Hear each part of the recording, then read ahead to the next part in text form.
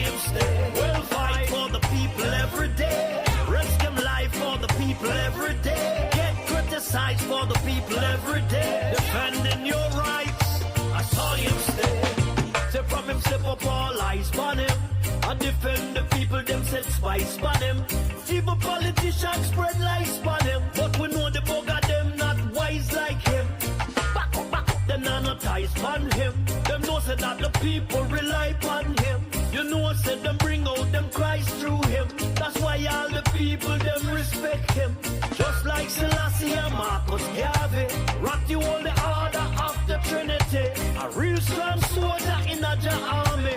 No simpleton can disarm you. We'll fight for the people every day. Risk him life for the people every day. Get criticized for the people every day. Defending your rights, I saw him stay. We'll fight for the people every day. Risk him life for the people every day. Get criticized for the people every day. Defending your rights, I saw him stay. How long them a gonna know say that them fire can't cool? How long them a gonna take our people for fool? Nah build no houses, them nah build no school.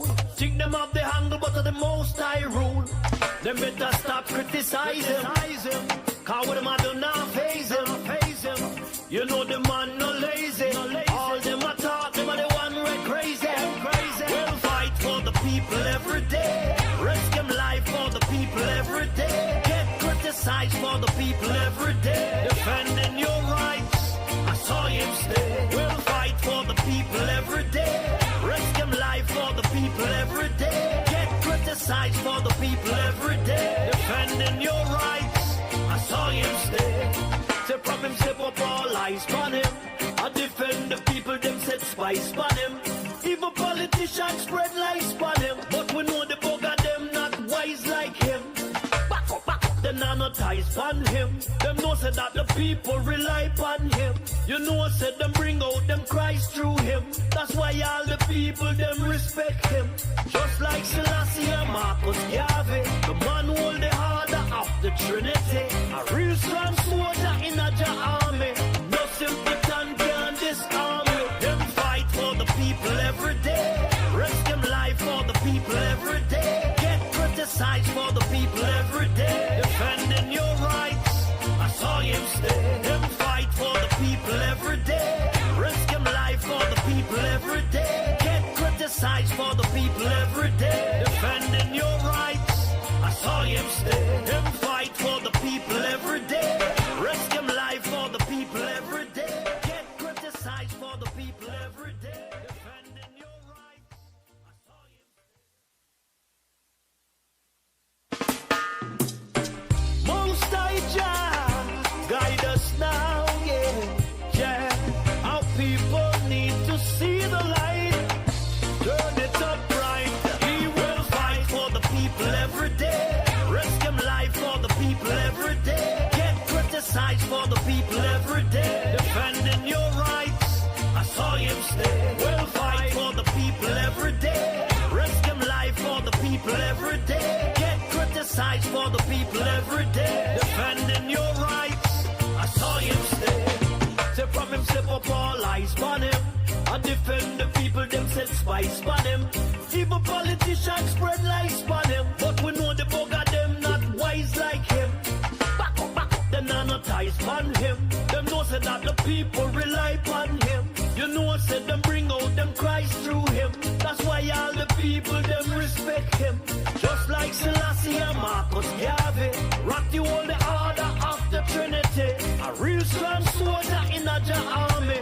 No simpleton can disarm you. We'll fight for the people every day. Risk him life for the people every day. Get criticized for the people every day. Defending your rights, I saw him stay. We'll fight for the people every day. Risk him life for the people every day. Get criticized for the people every day. Defending your rights, I saw him stay. How long them a gonna know say that them fire can't cool? How long them a gonna take our people for fool? Nah build no houses, them nah build no school. Think them up the handle but of the most high rule. Them better stop criticizing. Cause what them a do now phase him. You know the man no lazy. All them a talk, them are the one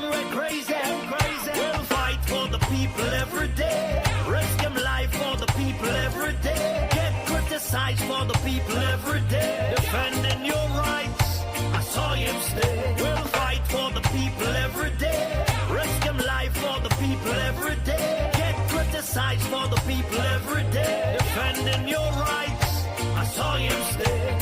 Say from him, step up all eyes on him. I defend the people, them set spice on him. Even politicians spread lies on him. But we know the bugger them not wise like him. Back up, them not ties on him. Them know said that the people rely on him. You know said them bring out them cries through him. That's why all the people them respect him. Just like Selassie and Marcus Garvey, the man who hold the harder of the Trinity. A real strong soldier in a army. No simpleton can disarm you. Them fight for the people every day. Risk them life for the people every day. Get criticized for the people every day. Defending your rights, I saw him stay. Them fight for the people every day. Most High Jah, guide us now, yeah. Our people need to see the light. Turn it up right. We will fight for the people every day. Risk them life for the people every day. Get criticized for the people every day. Defending your rights, I saw you stay. We'll fight for the people every day. Risk them life for the people every day. Get criticized for the people every day. Defending your rights, I saw you stay. From him, step up all eyes on him. I defend the people, them set spice on him. Even politicians spread lies on him. But we know the bugger them not wise like him. Them not no ties on him. Them know said that the people rely on him. You know said them bring out them cries through him. That's why all the people them respect him. Just like Selassie and Marcus Garvey, rock the whole order of the Trinity. A real strong soldier in a army. No simpleton can disarm me. We'll fight for the people every day. Risk them life for the people every day. Get criticized for the people every day. Defending your rights, I saw you stay. We'll fight for the people every day. Risk them life for the people every day. Get criticized for the people every day. Defending your rights, I saw you stay. How long them a know say that them fire can't cool? How long them a go take our people for food? Nah build no houses, them nah build no school. Take them off the handle, but of the most I rule. They better stop criticizing. Cause when them a them now face him. You know the man no lazy. All them a talk, them a the one who crazy. We'll fight for the people every day. Risk them life for the people every day. Get criticized for the people every day. Defending your rights, I saw you stay. We'll fight for the people every day. Risk them life for the people every day. Get criticized for the people every day. Defending your rights, I saw you stay. Step from him, step up all eyes on him. I defend the people, them set spice on him. Even politicians spread lies on him. But we know the bugger them not wise like him. Them not no ties on him. Them know said that the people rely on him. You know said them bring out them cries through him. That's why all the people them respect him. Just like Selassie and Marcus Garvey, the man who hold the order of the Trinity. A real strong soldier in a army. No simpleton can disarm me. Them fight for the people every day. Risk them life for the people every day. Get criticized for the people every day. Defending your rights, I saw you stay. Them fight for the people every day. Risk them life for the people every day. Get criticized for the people every day. Defending your rights, I saw you stay. Them fight for the people every day. Risk them life for the people every day. Get criticized for the people every day. We'll fight for the people every day. Greetings and salutations, one and all. Decide for the people every day. How you doing?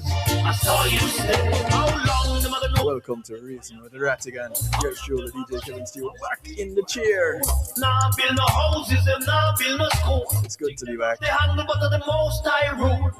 They better stop criticize him. Blessings one and all. How you doing? Praise him. How's the weather your side? To the man. Today I have a nice, partly cloudy sky, Fight for the people. gentle breeze, Give life for the people. gentle enough if I fly a kite. Criticize for the people every day. Defending your right Nice sunshine, just nice. A real beach day. every day. Risking life for the people every day. Those of you not in South Florida, For the people every day. Defending your I saw you stay. invite you to call a friend, tell a friend, friends of your friends, friends of your enemies, enemies of your friends, and your enemies too. Call somebody, anybody, everybody. Spread lies on them, but we know Tell them grab them notepad, ties like him. them slate, Them are not ties on him. Them know say that the people whatever it is them used to take notes, audio recorder, bring out them Christ through him. grab everything they can. People them respect him.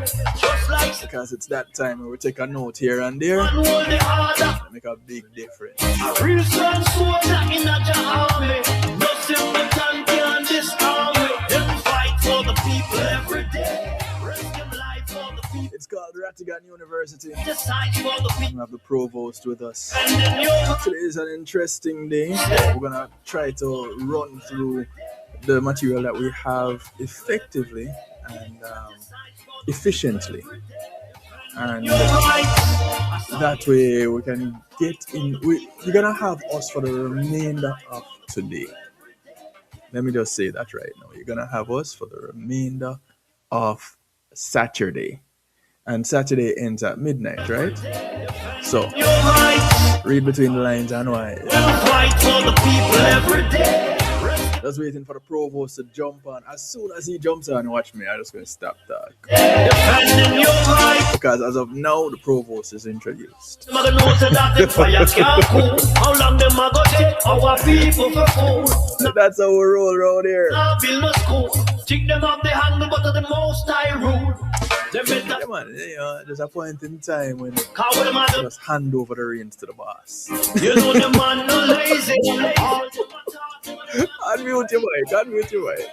For the people. Wait, oh, you so low down with the chair. I don't understand. It's like, oh, your camera move. I see. All right. Yes, for once in my life, I look taller than you, you know.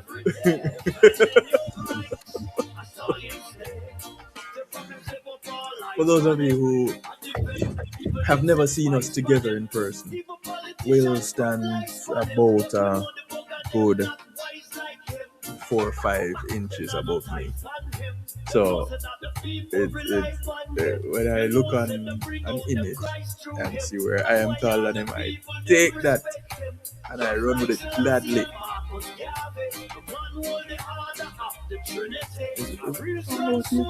I don't know what you're doing over there, the people. I know I'm doing something. You might mute it. Me I set up the lighting, man. All right, you know it go, you know the thing set. Mic check. Yes, my people, family. You only using one? Huh? Wait, you only using one mic? I don't understand.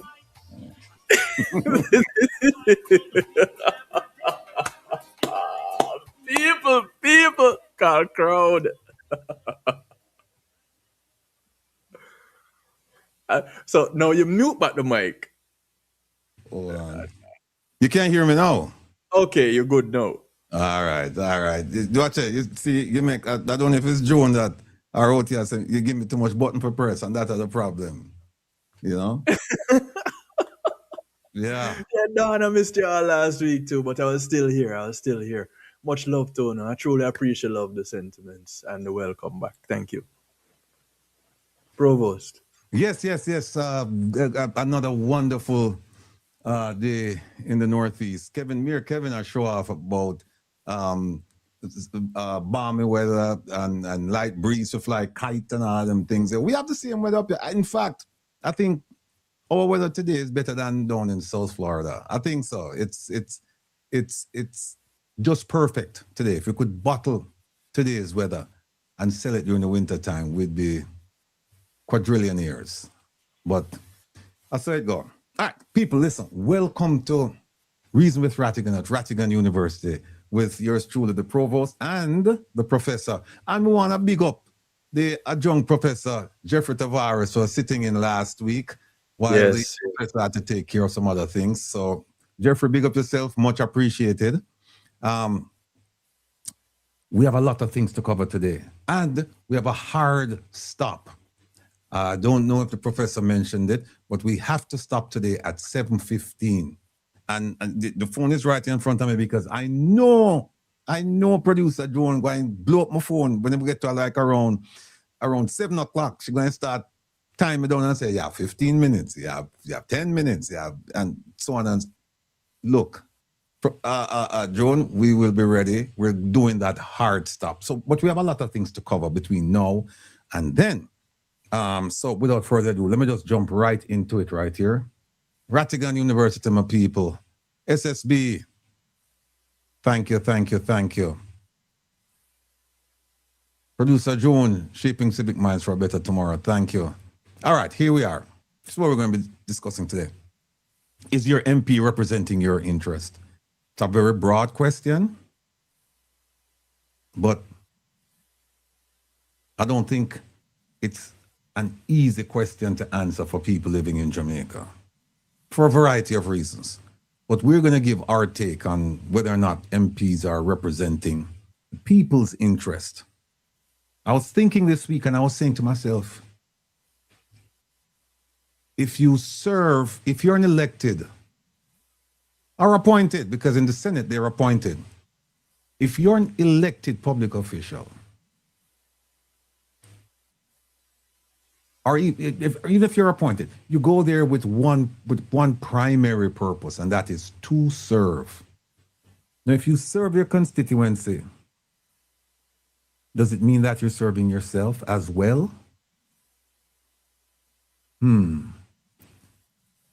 Because the empirical evidence, everything we've seen so far would seem to suggest that in the main, not every politician, but in the main, politicians go into public service, and we're talking about Parliament now, to serve themselves. That's what we're seeing. They're going there to enrich themselves at the expense of poor people. That's what we're seeing.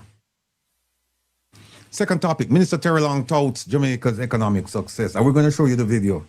Why should remittances continue to flow? Why should we send money to Jamaica? Because when you hear what the minister has to say about the safety of Jamaica, the economic prosperity of Jamaica, and he talks about employment, the whole thing. When you hear all of those things, Jamaica is fine.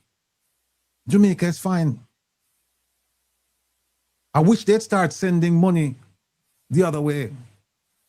I wish money would start flowing in from Jamaica to the United States, Canada, the UK, and elsewhere where we have Jamaicans living to help us. Because guess what? A lot of Jamaicans in the diaspora, if you look on their dining room table, Kevin, you see more bills than food. Yep.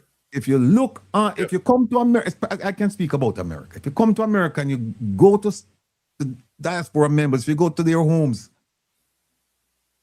when you look, you're going to see bills pile up.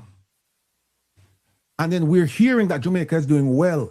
So now, if we are struggling here and Jamaica is prospering, then does it make sense for us to send money to keep sending remittances? And I recall that this same minister, maybe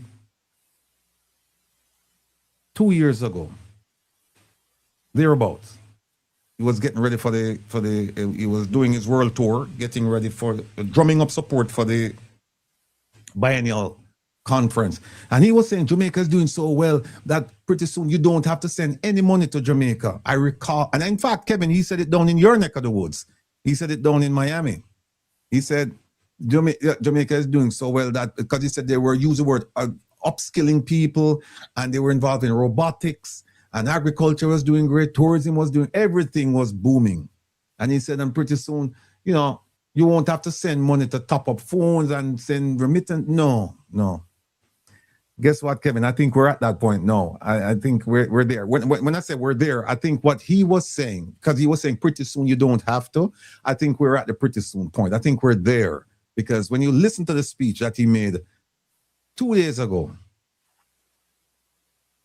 What I want, he will remove all doubt about the position of Jamaica, financial and otherwise.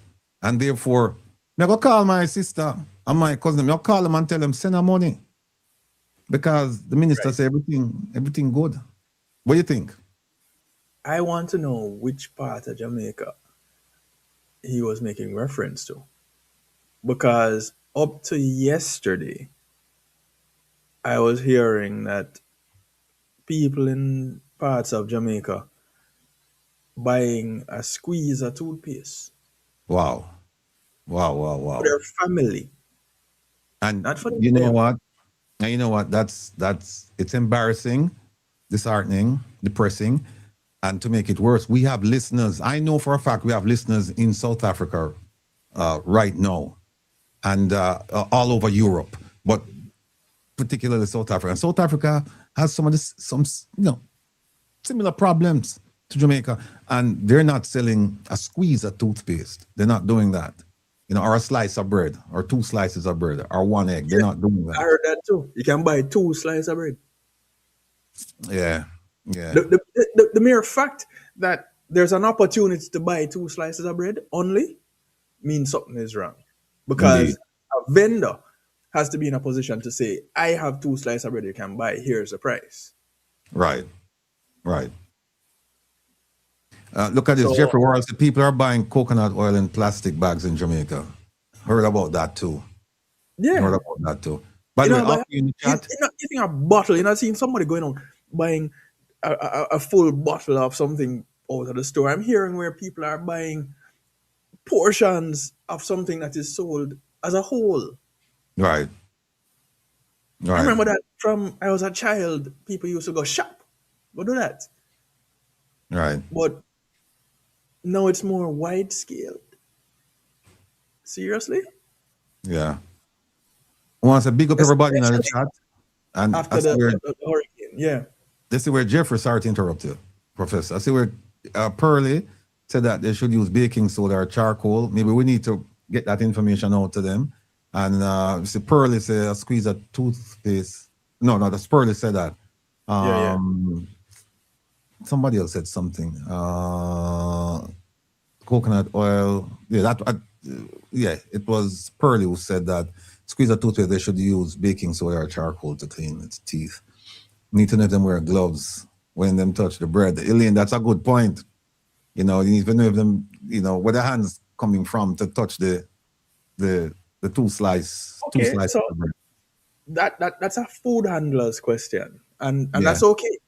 It's okay to ask food handlers type questions, because if you're dealing with that, then you should maintain a certain level of cleanliness. My thing is, why should you need to be separating a bread? That's true. I think OT jumping and said baking soda better, charcoal is too abrasive, will cause sensitivity. Okay. And who else? There was another one. Oh, walk like a champion, 1/4 stick of butter, bag of ketchup. You believe that, Kevin? You know what Those people? are things I heard about when I was growing up. Not in a prosperous Jamaica. Yeah. We're going to show you a video also, people. We may have to cut it short, but we're going to show you a video. We have 2 videos from South Africa to kind of give you an example of what we've been teaching every week. It's further example of what we expect Jamaica to be and what we should do to get it to where we want it to be, the change that we seek. Kian Morris said, so that means if Jamaica is so good, this JP government deserves a raise. They just might give themselves a raise, Kian. Don't say it out too loud. I mean, yeah, Kerry and True Stick. Yeah. True, Big Jilla Isle. All right. Hey, the next topic, the upcoming Diaspora conference. 2 years ago, they gave us 10 reasons why we should attend. We haven't seen them come up with the 10 reasons for this iteration of the conference. That's going to happen in June. We haven't seen him come out with the 10 reasons to attend the conference in June, but we have the 10 reasons from 2 years ago. And we're going to give you, assuming that you're going to use those 10 reasons, really doesn't matter, because we're going to give you 10 reasons why you should not go. And we're going to hammer that home every chance we get from now until June. And we started out with one of the reasons. A lot of you in the diaspora, and you know this to be true. On your dining room table, you have bills piled up. You have bills piled up. And they're asking you to come to Jamaica. Wait until you see the cost of a hotel room. For those of you who watched the program on Wednesday, you got a sneak peek. But for those of you who didn't, you're going to freak. That's what Wednesday got the sneak peek. Today you're going to freak when you see it. So we're going to hammer that home. Do not attend that conference. And the last one, is the UHWI scandal worse than you think? It's a question that you know the answer to. Yes, it is worse. And it actually, it's not, it's part of it is, yes, the procurement and how things were handled. It's also going to show you how they treat companies differently. You're going to see that. And part of it also is how unprepared our politicians are. I mean, you know you're going into a meeting to discuss a topic, one topic, and you know it's not a quiz. Why? Because there is a report. And you know that they're going to discuss the report, but they're going to have bodies in front of you that you can ask questions. And you're going to see how woefully unprepared some of these people are. Mega Watson, have you seen the invite of who's on Jonas? We're going to show that, Mega. Thanks for bringing it to our attention. We're going to show it. Yeah, we're going to show it. All right. Dorrit said 1 week pay can't cover 1 day if you're not there. Absolutely correct. All right. So make we move on. We don't have much time. There we are. Provost and the professor and the guest lecturers. We don't have a guest lecturers in studio today. So but we have you. And I like how our producer Joan put it out. People of Jamaica near and far. So that's it. All of we are the guest lecturer today. So there you go. Professor. Of course, our engagement norms remain standard. We want to be active listeners. We want to be open-minded. And with doing so, we can use our time effectively. And it all comes wrapped up in a neat little bowl when we're present. So we want to comment, to contribute from a constructive standpoint, and to celebrate others' contributions. So those comments that people make, even if it's not in alignment with your way of thinking, with your views, we're going to celebrate them anyway, because it gives us an opportunity to figure out where they're coming from. And that way we can open our dialogue in order to find look at things from various sides, find all options. That way we can continue our journey to a common goal. Yeah? Because ultimately we want to see the best for our country, our homeland. And in doing so, we get to enjoy the experience more than we end up stressing out in the experience. Yeah? Yeah, please call Debbie. Okay. Say that again, Provost? All right, thanks. Bye-bye. Mm-hmm. Yes. Oh, yes. you're on a call. You forgot to. Okay. Yes. Hey, Kevin, what the list there for the new members? Then we have to shout them out. Which part it there? When we find out, please. Where is that list? You know what? I'll do it from my side. Yeah, give them a shout out, please. And shout out some people, because people have been going on and becoming signing up and subscribing to the platform. So while you're looking for it, Professor, let me just say big shout out to all the people who signed up before today, or before we started putting this list together. You know who you are. Want to say thank you from the bottom of our hearts. And I speak on behalf of the entire team, our two producers, and of course the professor. And we have the adjunct professor, Mr. Jeffrey Tavares. So there we go. Yeah, there's a Karen Oh, and the Anderson. production crew, before I forget. Go ahead. Yep. A Gazetta Headley, Missy Bram, Elaine Turner, Tony and Organics, Yvonne Wallace, Fitzroy Adams, Rasta One, I Taylor, AER 60, Cynthia B. These are the ones that we have coming in, and within the last 7 days, we had Karen Anderson and Gazetta Headley. So thank you. Welcome to the family. Continue to bring people into the family, because as we grow, we gain from strength to strength. Yeah. Indeed. All right, next slide. Quote of the day, Maya Angelou. Make every effort to change things you do not like. If you cannot make a change the way you might have been thinking, you just might, find a new solution. And this is a very profound quote, because we have a lot of people, we're good at complaining. We don't like this, we don't like that. And then when you ask, have you made a change? Have you tried to make a change?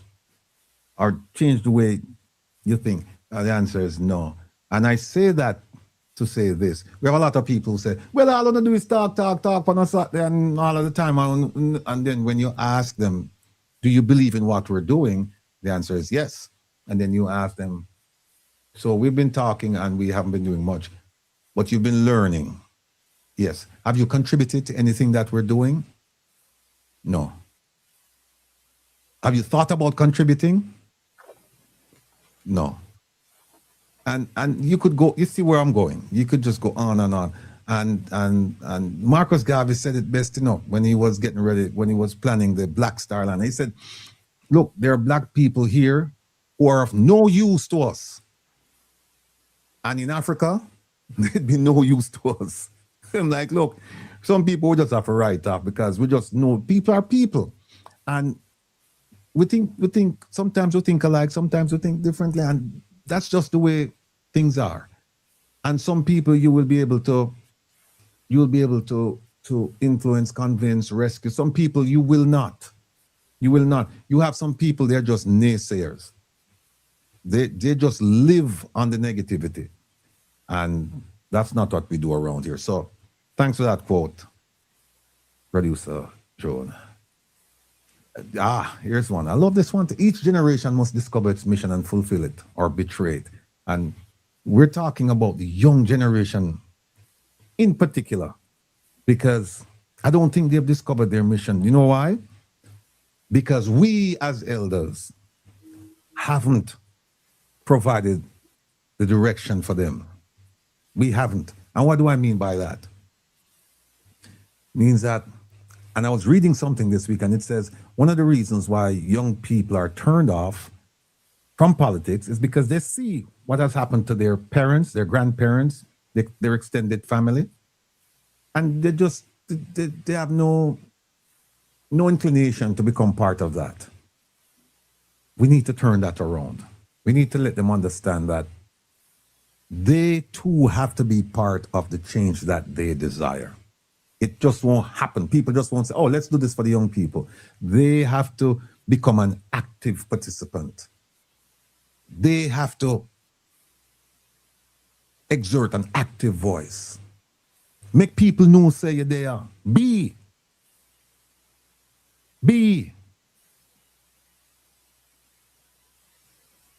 I mean bees. Be, meaning that take a stand. The truth may be bitter, but it lasts longer than a lie. Yeah, and that's what we do around here. We speak truth and, cause a lot of angst for people, including, government and government supporters who are so-called diehards, and they refuse. They refuse to concede anything, even in the face of overwhelming evidence. They refuse to concede. Those are the people that I'm saying that you just have to walk wide when you get to those people. Walk wide. Don't waste your time. All right. Remember, people, final exam, May 30th.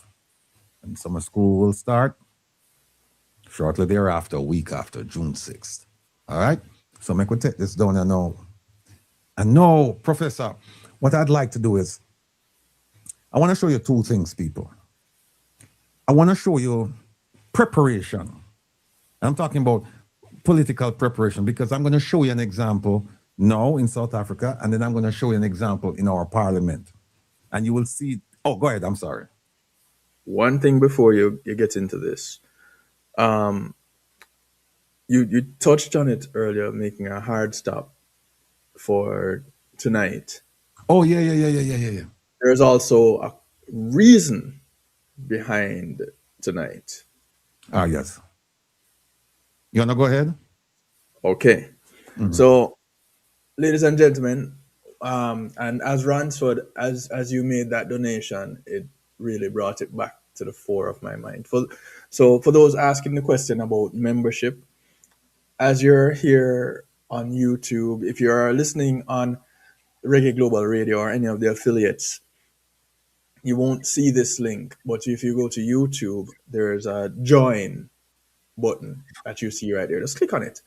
And this is how you join to become a member. And that is the membership to which we're referring. Now, today, April 11, 2026, today, any donations made to the One Jamaica Legal Defense Foundation will be primarily towards assisting a member in the diaspora. And yes, you heard me correctly. All donations today. And if you'd also help us out by putting, when you visit OJLDF.net, the One Jamaica Legal Defense Foundation website, and you click on that donate button, you can specify towards diaspora member. And that donation that you make today will definitely go there. Now, you can specify you want it to be used somewhere else. Understood. But today, we're driving towards assisting this member of the diaspora that is in a little bit of a financial crisis. And so looking for assistance to make sure to keep a roof over their head and food on the table. And this is one of the missions of the foundation. Yes, it's a part of the things that the foundation do. If you check out the website, from listening to members of the organization talk, this is a part of it. But it is also what is expected of the Diaspora Council. But who can go there for this? And so the organization and the provost and I, as of today, leading from the front and saying, this is what we're going to do. Anything today being donated to the One Jamaica Legal Defense Foundation will go towards this diaspora member. And tonight, we get to enjoy doing it. From 8 o'clock, I get on with Saturday Stew. But it's the Saturday Stew with a difference, because I will have the provost with me. And at 10 o'clock, you get to relax the rebel. And it will be a relaxation with a difference, because the provost, the rebel, will have me with him. So you are going to have us, like I said, until midnight, when we hand over to the doctor, Dr. Love, to give you that musical prescription. So remember, all of what we're doing today, let's say we're doing it for this diaspora member, and you can contribute towards assisting this member. Provost. Yeah, thank you, Professor. The professor is so right. I mean, all I can say is that this is exactly what the Global Jamaica Diaspora Council is supposed to be doing. It is supposed to help people in the diaspora. Hopefully today we'll get to, I can show you in the manual where they say that they're going to help people in the diaspora, and so far they haven't done it. And we are, as the professor said, we're leading, and we have a member in the diaspora who needs assistance, and the member reached out to us. We found out about it, but we also heard from the member, and we decided that we're going to help this member of our family, because that's what family is supposed to do. We're supposed to help each other. There, but for the grace of God, go I. And remember what we started out by saying, that on the dining room table, we have a lot of bills. A lot of us in the diaspora, you know, you're right back home and we take pictures next to people's cars and all of that stuff and get the impression that we're doing well. And we're not doing well. We have a lot of bills piled up. And these are the people that they want, that they're telling you, come back to the conference. But some of us, we need help. And who's there to help us? Nobody. Nobody's there to help us. And that's why I'm saying, folks, we need to get together. We need to get rid of the government out of this Global Jamaica Diaspora Council. We should and we must have a relationship with the government, but we can't have the government running it and taking care of the government. What about the people here? What about the people here? There are people sleeping in their vehicles in certain parts of Florida. I know this for a fact. And there are government officials who have admitted that to me. They've conceded that, yes, we know that there are Jamaicans homeless, living in out of their cars. They know this. And then when you say, okay, so where is the diaspora group to help them? There isn't one. We'll expound on this topic when we get to the 10 reasons not to go to the conference. All right. Now, you know, Professor, we've been talking for quite a while now about the way the politicians deal with procedures in the South African Parliament. And we've been doing that to educate our people, but also to educate the politicians in Jamaica. And I'm happy to say that some of them are now following our lead, and they're reading up on the standing orders, and they're acting in accordance with the provisions in that book. And we would like to see more of it. We would like to see it almost like contagious. We want to see everybody reading it and holding the speaker's feet to the fire, because this lady has displayed some tendencies that I can't think of a word right now to adequately describe some of the tendencies she's displayed in Parliament. But all of you've watched her, you know. So here's what we're gonna do now. We're gonna show you two videos. One of them is preparation, because remember I told you that in South Africa, as we speak, right now it's going on, they have a commission that's looking into corruption within the police force. Yes, you heard me correctly. It's a public event where they're bringing in witnesses. And I am sure that when all of this is said and done, people are going to go to prison. They actually put politicians in prison in South Africa, unlike Jamaica.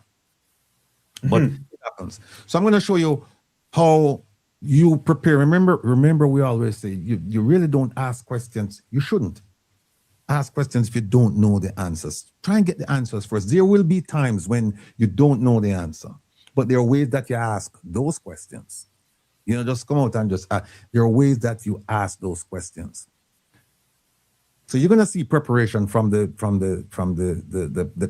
panel of commissioners. And then we're going to show you something that's going on in South Africa now with public officials. One of the videos is very short. The other one might be a little bit, I don't think it's too long. But anyway, here we go. Please watch, take notes, learn.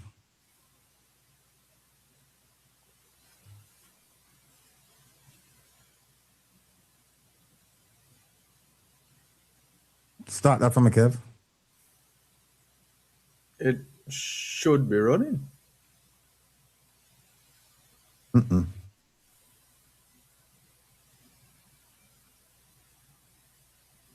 You want to try the second one? Yeah, go ahead. No, they're not running. That is interesting. I'm looking here as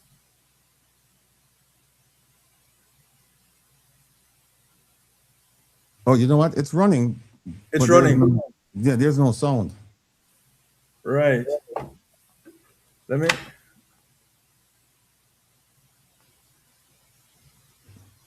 Yeah, this one is running. Let me try. Go back and try.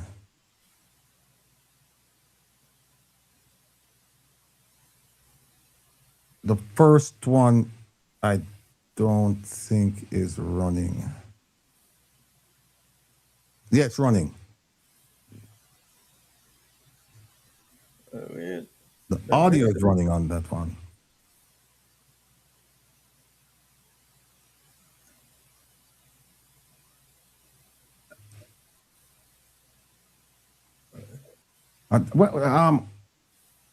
Joan, and OT, this happened before. I think this happened before on a Wednesday night, and I don't remember what OT did.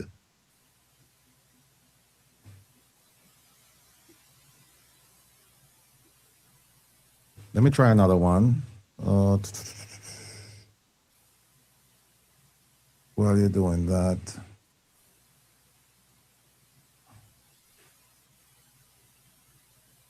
Okay, let me try another one.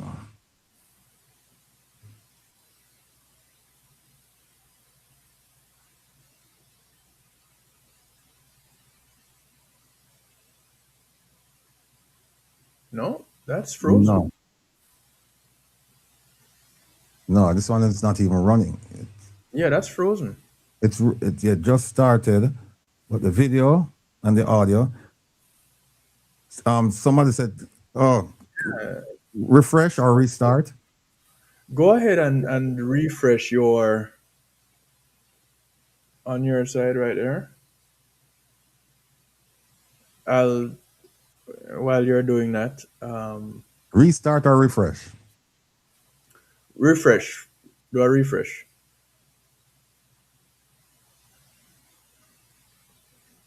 Yeah. We'll see it should be pretty quick on his side, and he'll be back to join us. Okay. All right, welcome back, Provost. All right. Let me Try it again. That first video. I have to go up and pull them down. All right, let me pull this one. Okay, thanks. Yeah, Okay, thanks cool. for that. Yep. Don't thank me. It means you're not answering truthfully. Yeah. You just said you only learned recently. When I corrected you, then you thank me. Okay. I want you to concede that on the 12th of March, Yes. 2025, you knew that sites had been added Yes. for ad hoc services. I said exactly what I'm telling the commissioner. It was in black and white to my superiors. It started initially with Commissioner, Deputy Chief of Police, Commissioner Bolays, and after Commissioner Spies was appointed, he also requested me for an explanation. The same explanation that I'm giving to the commissioner, I gave it to him. And as I was morning, I would receive emails as part of people who assisted on those emails. Hence, I could see that there was discussion, high-level discussion about these outstanding invoices. There were proposals and or options suggested at that level where I was not invited to make any input. Such emails, unfortunately, due to the fact that I'm not having access to my office, I cannot avail to the commissioner now, but I made a commitment. I can avail them as part of my evidence to the commissioner afterwards. Thank you. Director Malachi, good afternoon. Good afternoon, Do you Commissioner. remember what the question was? See, people, I don't want to interrupt. too much, but see that he gave a long explanation. And it doesn't even really matter what he said. Right? The important thing for you to understand is that the commissioners, there are three of them. The one in the middle is called Commissioner Madlanga. The commission is named after him. But these three people you're looking at right now, I've watched them over the past, I don't know, more than a month now. And they are brilliant. That lady, Balui, it's just a joy to watch her question these witnesses. And the gentleman in the middle, he has a very soft, pleasant demeanor. But I'm telling you, underneath that veneer is somebody who is extremely competent. The man is brilliant. So what you're seeing now is an official is giving a roundabout answer, taking them around the mulberry bush, and now they're honing in on him. This is preparation, because you're going to see where they take him to a part in a report, which is what they should be doing in Jamaica with the Auditor General's report, and they're not doing it. Watch. What? If you notice, they were very patient. They let him wander, meander. He got lost, all of that. And then in the end, he asked him, do you remember the question that was asked of you? And once you hear that question being asked, you know it's going downhill from there. All of my South African brothers and sisters watching, bless up, big up on yourself. All right, let me stop back right here. Your commitment, I can avail them as part of my evidence to the commissioner afterwards. Thank you. Director Malachi, good afternoon. Good afternoon, Do you remember what the question was? Do you remember what the question was that Advocate Sikakane asked you?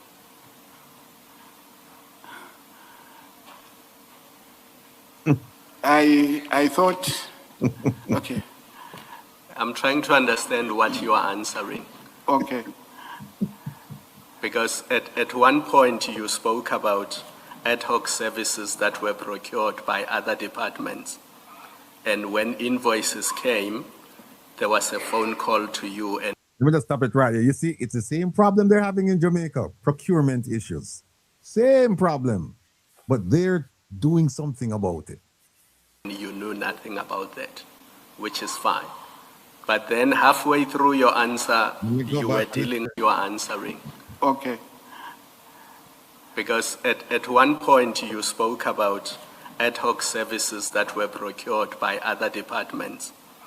And when invoices came, there was a phone call to you and you knew nothing about that, which is fine. But then halfway through your answer, you were dealing with allocations that were done through your department. And your answer got confusing because we got lost there. So let me ask you this question. Who is authorized in your department to issue the type of letter that you see on page 283? So the notification of deployment letter, who in your department is authorized to issue it? Primarily, it's myself. Yes. Right? It's myself who's authorized. Or I can, with instruction, right, allow Dr. Malisaba or Piri or any other to say allocate the what? Now, in January and February 2025, did you issue such an instruction to either Piri or Madihlaba? I did not, Commissioner. So when did you first become aware that this allocation letters were given to Gubis 85?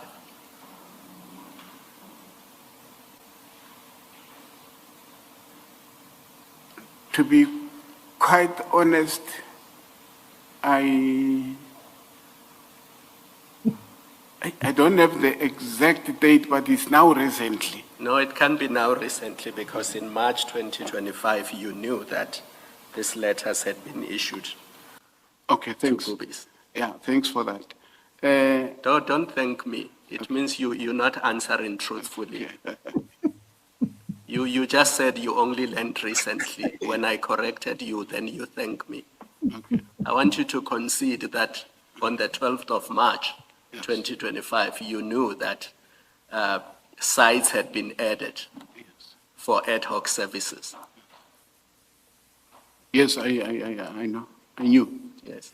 And I don't want to go further ahead because I know Advocate Kakani is still coming to that part. I will ask my questions when we get there. But focus on the question that is being asked so that your evidence is structured. Thank you.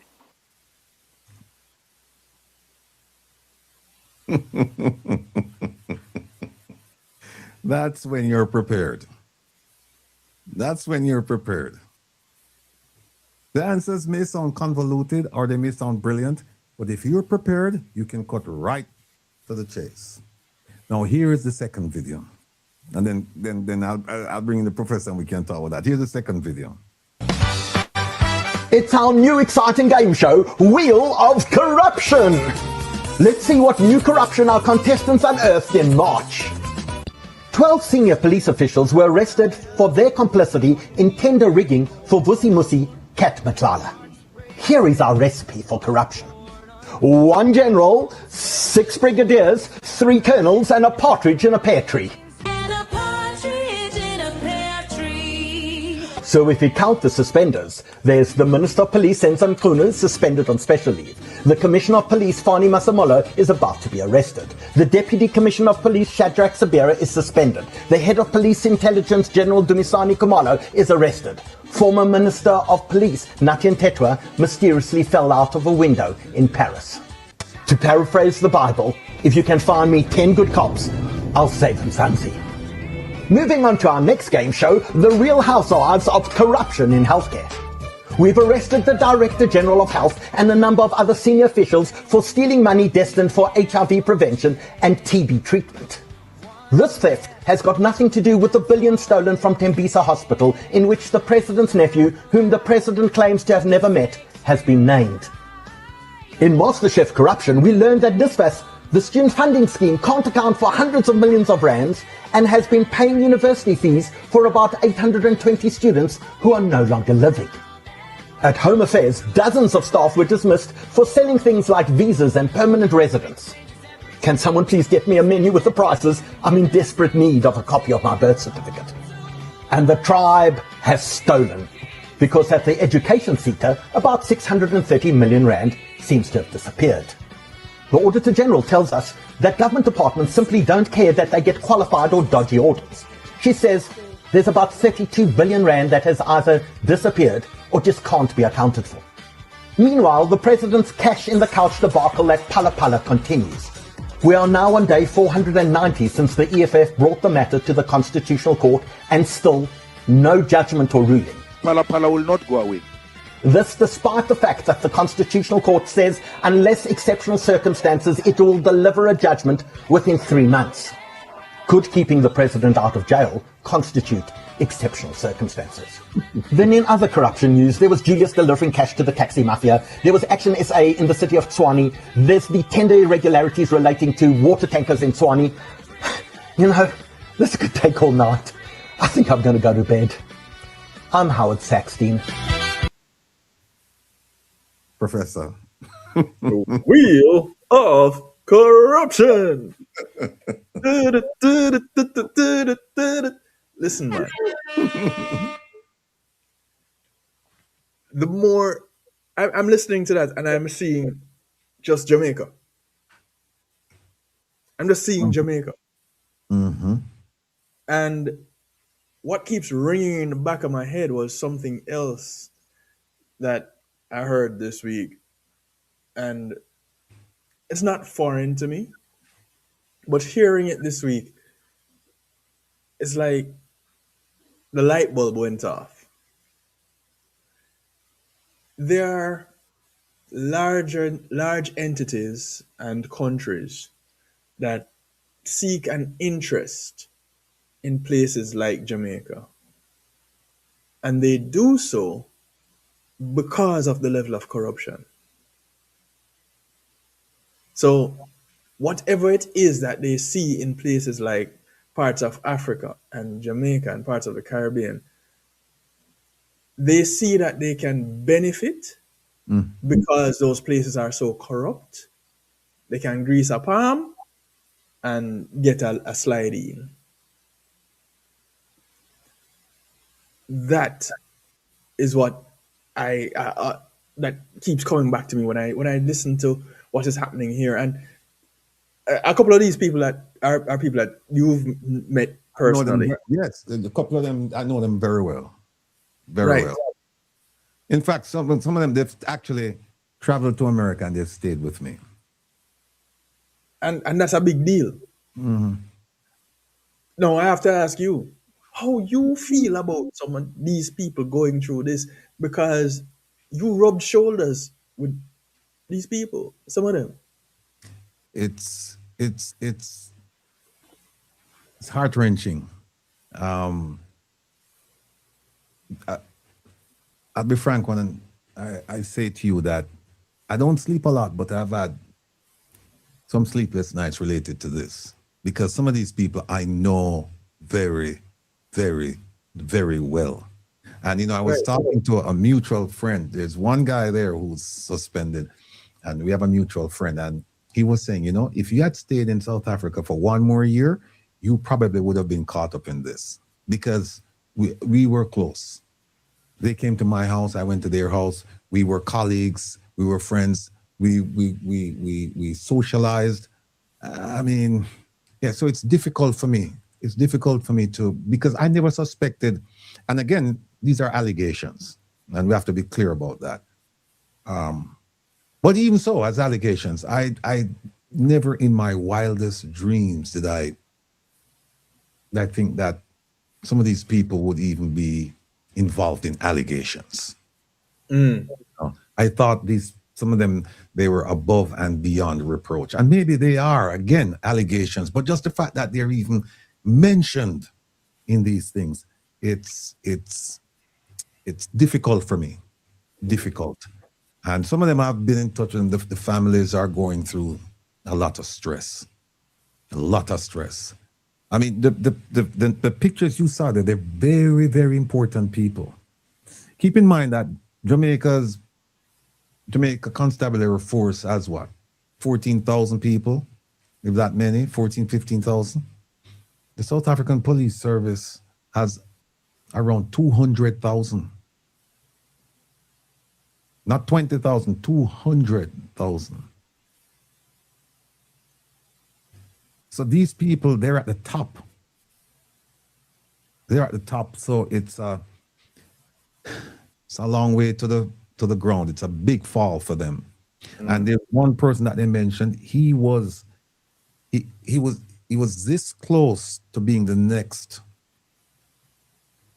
SAPS police chief, South African Police Service chief. He was this close, or he was going to be selected to be head of the South African version of the FBI. And that man, I mean, I know him very, very, very well. And some of the things I heard coming out of the commission hearings, if true,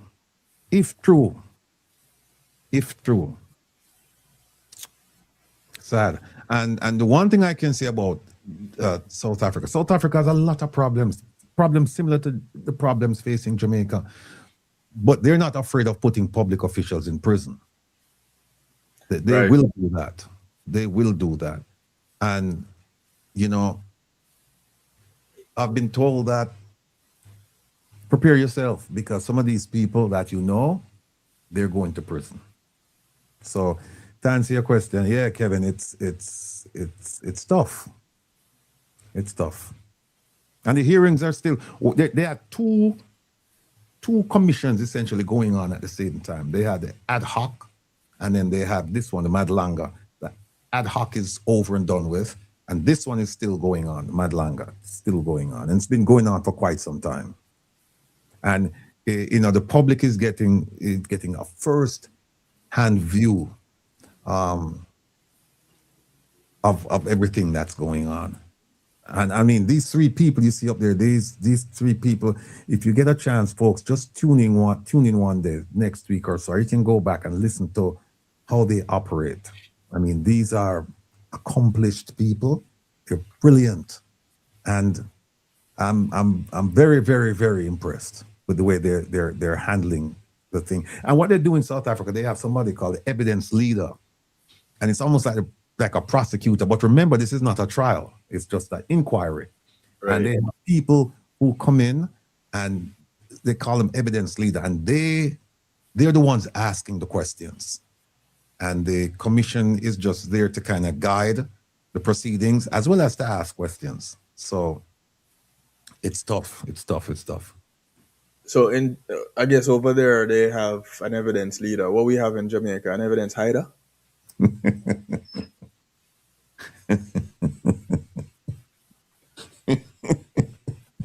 Nobody does it better.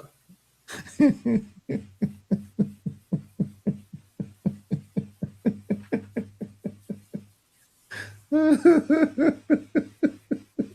I have to ask, Provost. I have to ask the question. What have we seen happening in our people can't even call the Integrity Commission having integrity anymore. Just call them the Commission. The Attorney General's office putting out a report and saying, hey, this is the kind of action that we should take. And everybody goes, Yeah. PFA enterprise, give me the words again. This is break down the definition of those two words. And by the way, people, we haven't forgotten, we made a promise on Wednesday night to go over a term called privity of contract, because Minister Morgan used it in responding to MP Azan. And he didn't explain it. So I need to explain that to people so they they get a clear understanding of how the principle, how it works, how it's applied. So, all right. So that's where we are. All right. We'll move on now. We're going to show you a video now of a lady who actually, I think she moved back, right, Kevin, from Canada? Yes. Moved back to Jamaica? Yes. Well,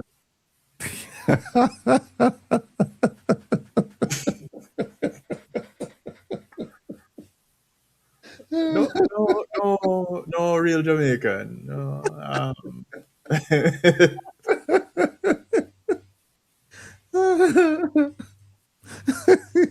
Sorry. All right, folks. We're having way too much fun around here. But anyway, I want to watch this video. And this is in preparing you for our presentation on the Diaspora conference and the clarion call from the government for people in the diaspora to return home and develop Jamaica. Here we go.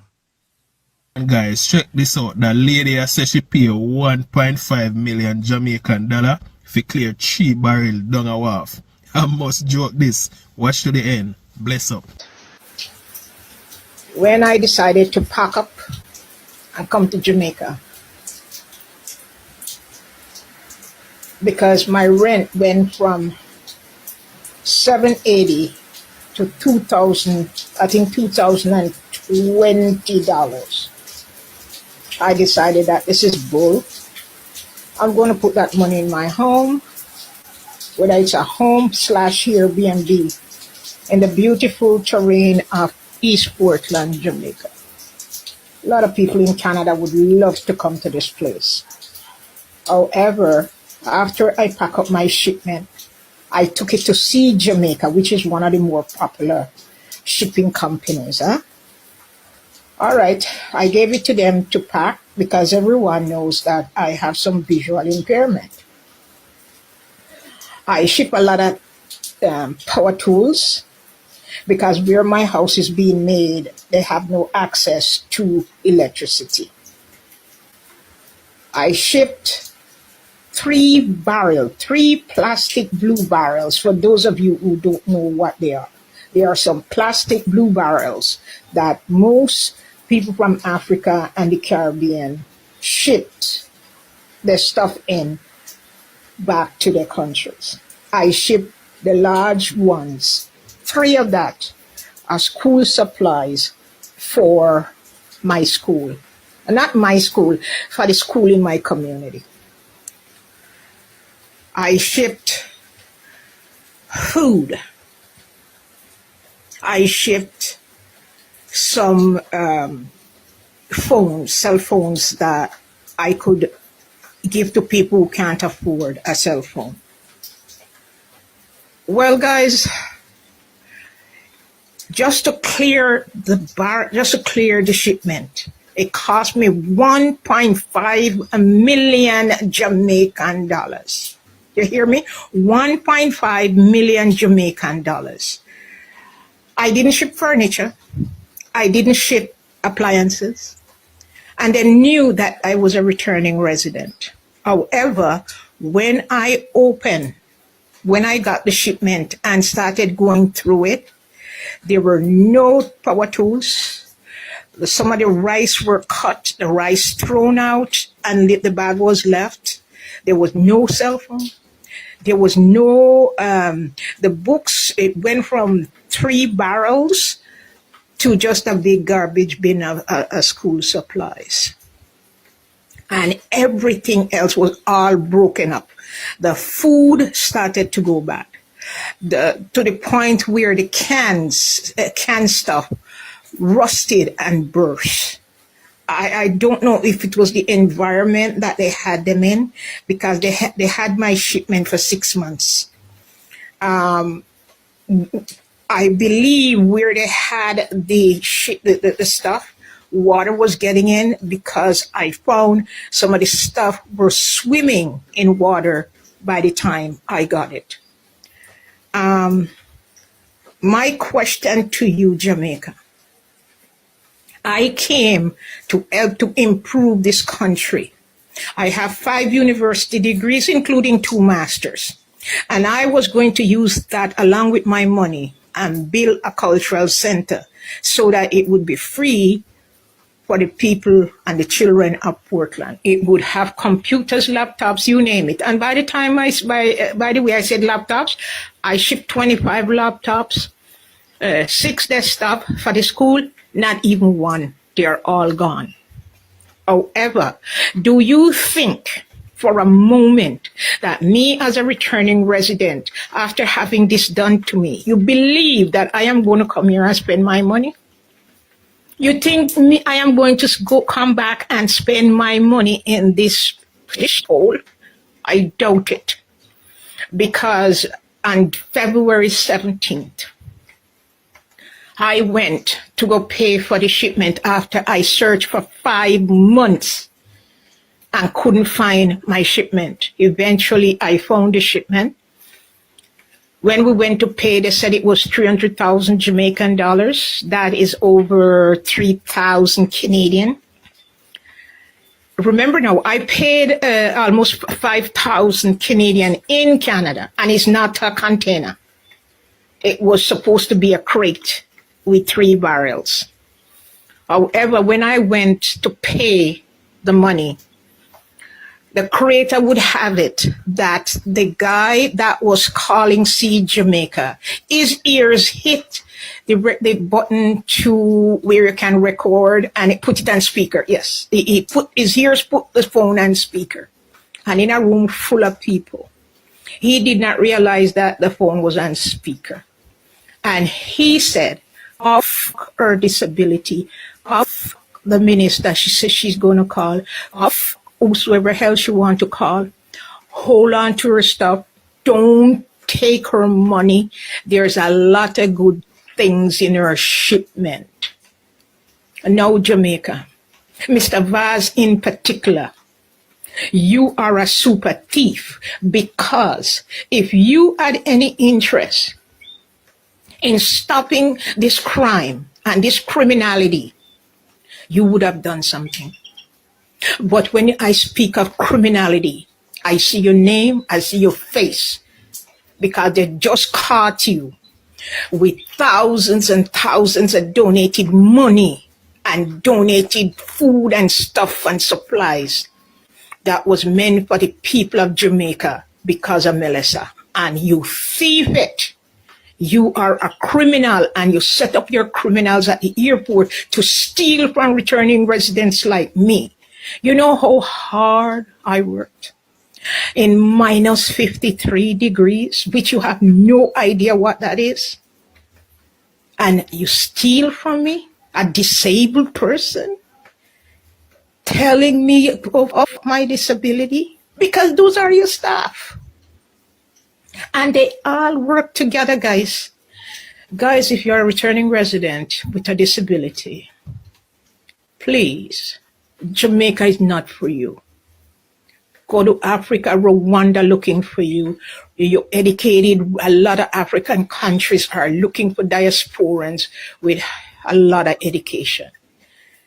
So I am not sure I'm going to be coming back to this land, the land of my birth, because the other story is, from the moment I set foot on this island, at the airport, they took away my CNI dog. They took away everything from me and threw me to the ground and busted my head.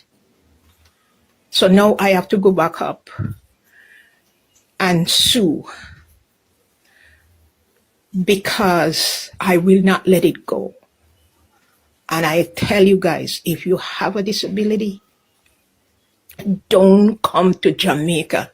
Even though Jamaica signed a document, 2014, with the United Nations and other amnesty organizations to say that they would not disadvantage or mistreat their disabled citizens. What you think they did to me? They busted my head for 2 weeks. I could not stand up, and left me on the airport floor. They left me on the airport floor, guys. I had to walk on my hands and knees because I was there for hours. I had to walk on my hands and knees and get to where my family who came to pick me up could come and collect me. That was what they did to me. And you think I am going to come back to this place to spend my money? No, man. And I want all of you returning residents, don't come. Don't come. Don't come. This place is a shithole. Don't come. Thank you. Sad. Let me just say that, disclaimer in full effect. We don't know if what she's saying is true.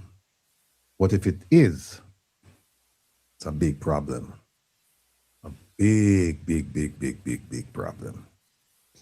But she says she's going back to Canada. She's probably there by now and says she's going to sue. So we'll wait to see if she does file a lawsuit. And if that's the case, we'll get to read the complaint and see if what she's saying in the video is reflected in her complaint and who she's going to sue.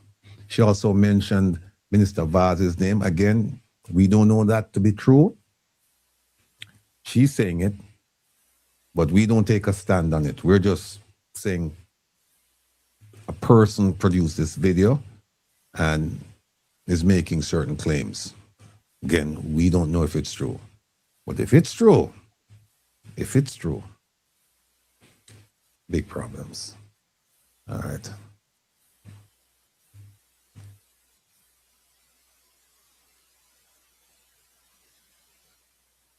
And let me just add one more thing before I move to the next video.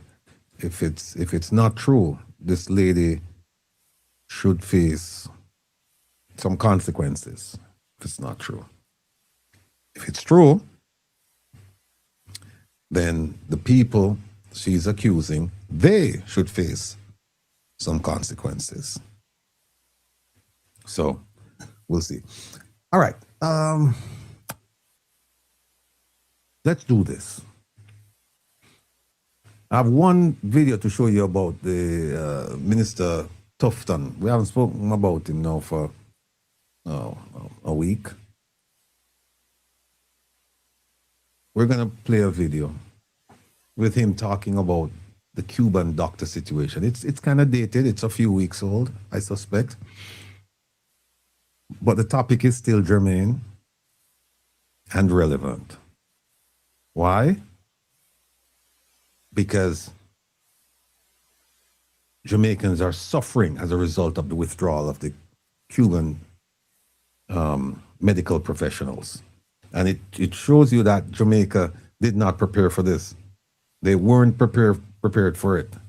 And what that tells me is that they got the word from somewhere saying, get rid of these people now. And they didn't even, because look, they could have had replacements.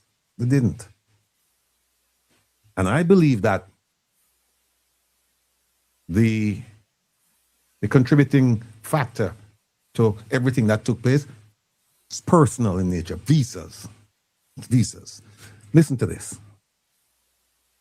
I want to know, why is it that you and the government sell out a relationship with Cuba at the whims and the beck and call of the United States? So first of all, we're not selling out anybody, and nobody is selling us out. We have not sought to end the relationship with Cuba. Very, very important. What we have sought to do is to restructure the agreement. And we have made that very clear. We want the Cubans to be a part of our landscape and even expand it if we can. Let me stop right there and just say that. You said that there was no intent to end the relationship with Cuba, but it was to restructure the agreement to deal with the Cuban doctors. What we must remember is that the Cuban doctors came to Jamaica as a result of an agreement between Cuba, the country, and Jamaica, the country. It wasn't Jamaica, the country, and Cuban doctors. And while we benefited over the decades, nobody complained about it. Nobody complained. All of a sudden now Jamaica is saying, oh, they're in violation of international law, which, if you follow the line of reasoning, Cuba is. But nobody complained about it, including this government. Didn't complain about it. They didn't complain about it when the Cuban doctors came in to help. The over 100 and some odd medical personnel came in to help with the COVID situation. No. And when they won the election in 2016, they won the election, I think, in February. And in March, a delegation of Cuban doctors came into Jamaica. They didn't complain. And we benefited. We as a nation benefited. All I'm saying is that the issues that you're raising now to get rid of them, why didn't you raise them 10 years ago? So then we have to figure out, well, why? Why? He'll tell you why. He'll tell you. But just keep that in mind, that what he's playing word games with you, telling you that, he's conflating an agreement with the Cuban doctors. He's conflating that, a potential agreement with them, with an existing but suspended, I guess that's the word, agreement with the Cuban government, or terminated. It was existing, it was terminated, but they were still operating under the terminated agreement. They were still operating under those terms. It's just that it wasn't formal. Let's continue. Well, there's others, to be honest with you, because we have been doing things in other countries, Philippines, India, because we have a problem with healthcare workers. Yeah. We don't train enough. Many of them go abroad, normally to the US, Europe, Canada. And we have... Why, Minister? Why do we have many of our doctors and nurses leaving Jamaica, going to the US, UK, and Canada? Why? Why? Why? Speak the truth. Because you've treated them like dirt. That's why. And they moved on to greener pastures. Not because they really wanted to leave, but they have to feed their families. And then look at what the government did. It gave civil servants a 20% raise. And it gave the political class a 200, 300% raise. So why should they stay when they can do much better abroad? I'm sure a lot of them didn't want to leave Jamaica. Jamaica is a paradise in chaos. It's a paradise turned upside down. So when you come in the public sphere to discuss these issues, please give the people the full story. Because when you don't, then we are going to expose the part that you've neglected to discuss. And now you're going to look bad. You know, think about it like this, Minister Tufton. It's like if you're prosecuting a case and you have a witness, but that witness has done some terrible things. But in the case you're prosecuting, the witness has given you some outstanding information that you can verify, or information that you have verified. When you put that witness on the stand, what is the first thing you're going to do? The first thing you're going to do is you're going to expose that witness's deficiencies. You're going to expose crimes that witness committed. You know why? Because you want to convince the jury or the judge, and you want to blunt the effect. So the first thing you do, you come out and you say, my witness, you're a bad man, you're a bad woman. You've been convicted of crimes, yes. You've been convicted of XYZ crimes, yes. You've spent time in prison, yes. You're a liar, yes. You're a cheat, yes. But in this case, you're telling the truth, yes. And then you move on. So that when the defense gets up and say, witness, you're a liar, you're a cheat, I can get up as a prosecutor and say, ask and answered. We asked the witness before, and the witness answered, and I can even say, court reporter, read back the question and the answer to this defense witness here. Apparently, this person wasn't listening. Or you let them even ask it, because the jury now hear it already and say, yeah, but we hear this before. The guy, we know that this guy is a criminal. But it doesn't mean that because a person is a criminal that in a particular instance, they're not telling the truth. You have to test it. But Mr. Tufton, the PR specialist, is not a lawyer. So to make do until we can stop that gap. So the idea was a negotiation or renegotiation of an MOU that expired, and we couldn't reach an agreement. So we made a decision, having attempted it over a year, to no longer pursue that discussion, but instead to offer the Cubans who are here an opportunity for direct contracting, where we contract them. Again, why didn't you do that when you came in 2016? Because right after you came in, a contingent came to Jamaica, and they've been coming since. So why didn't you do that? Directly. That's not ending a relationship. That's now up to them to decide whether or not they want to take that on. And we await that, and it's still early days. Who knows? I think that the next few weeks or so will play out to determine whether or not that is the case. It really is very suspicious to folks watching. Is like, how much is US involved, really? Listen, And by the way, I just want to big up the Fix, this program here, because Minister Tufton, we've invited him on several occasions. And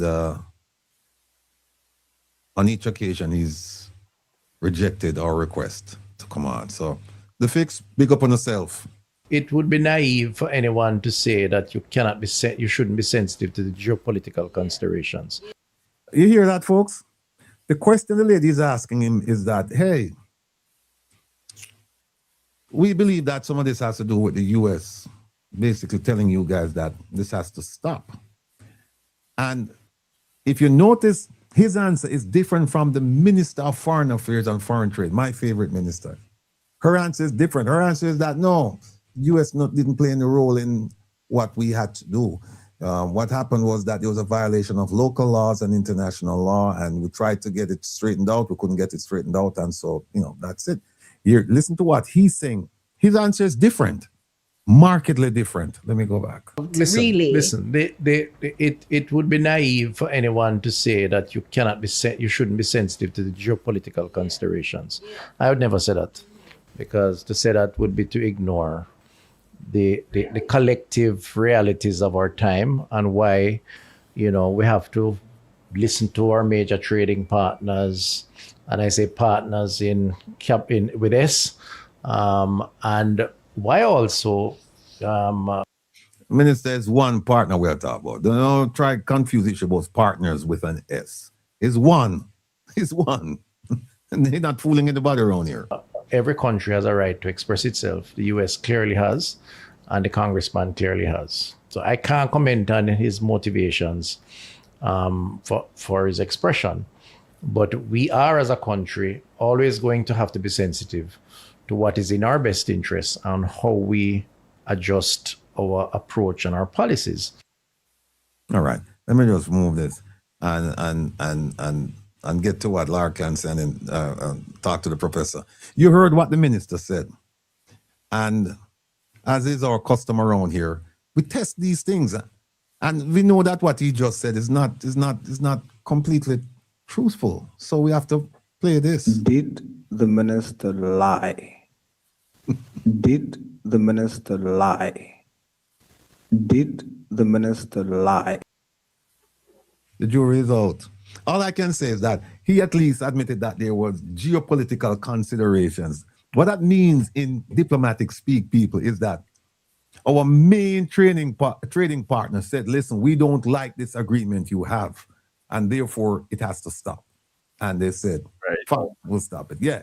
But then, the Ministry of Foreign Affairs, they come out with something different. And you see how foolish they are? Jamaica people, I hope you're paying attention, I hope you're paying. And some of you might say, well, the Foreign Affairs. Of course it has something to do with you, because people now will not receive the eye treatment and the eye surgery and the this and the that they used to get from the Cuban doctors. They're not getting it. And I'm not saying that they should keep the Cuban doctors on. That's not my argument. My argument is simply this. You can't come now and say that, oh, we found out that they've been breaking local laws and international law, when you have been there for 10 years watching this happen. And then also, you haven't made any arrangement, no plan B, no options. So now, guess what? And not only no plan B, but your plan C was to get rid of the Jamaican doctors and nurses by not paying them appropriately. So they had to leave. So you had the departure of them, you had the continued arrival of the Cubans. Now you have the departure of the Cubans, and what do you have now in Jamaica to take care of the people's medical needs? Zero. So all of you planning to go to Jamaica for the Diaspora conference, that's another reason not to go. We'll play the 10 reasons, but you can't get sick in Jamaica. You simply cannot get sick in Jamaica. If you're an American citizen, the American government has made it abundantly clear that you probably shouldn't go for health reasons and for crime. Even though it's a tool, read the language. Read the language. Professor. I have a newfound appreciation of our effectiveness and the ease with which those that are in positions to answer questions, the way they sidestep, the way they give you a whole lot of nothing in an elaborate answer. And like you, I do commend the fix. These same individuals who accepted their invitation pretty much don't come to this platform for fear of getting fixed. Mm-hmm. So I commend the fix for having some of these individuals and to prove to us that they're available. Because that's the other thing. We get told, oh, sorry, I'm not available on that day. Mm-hmm. But clearly, they're available at some point. And when we extend an open invitation from this platform, this availability is not shared with us for whatever reason. Probably because our fix different. But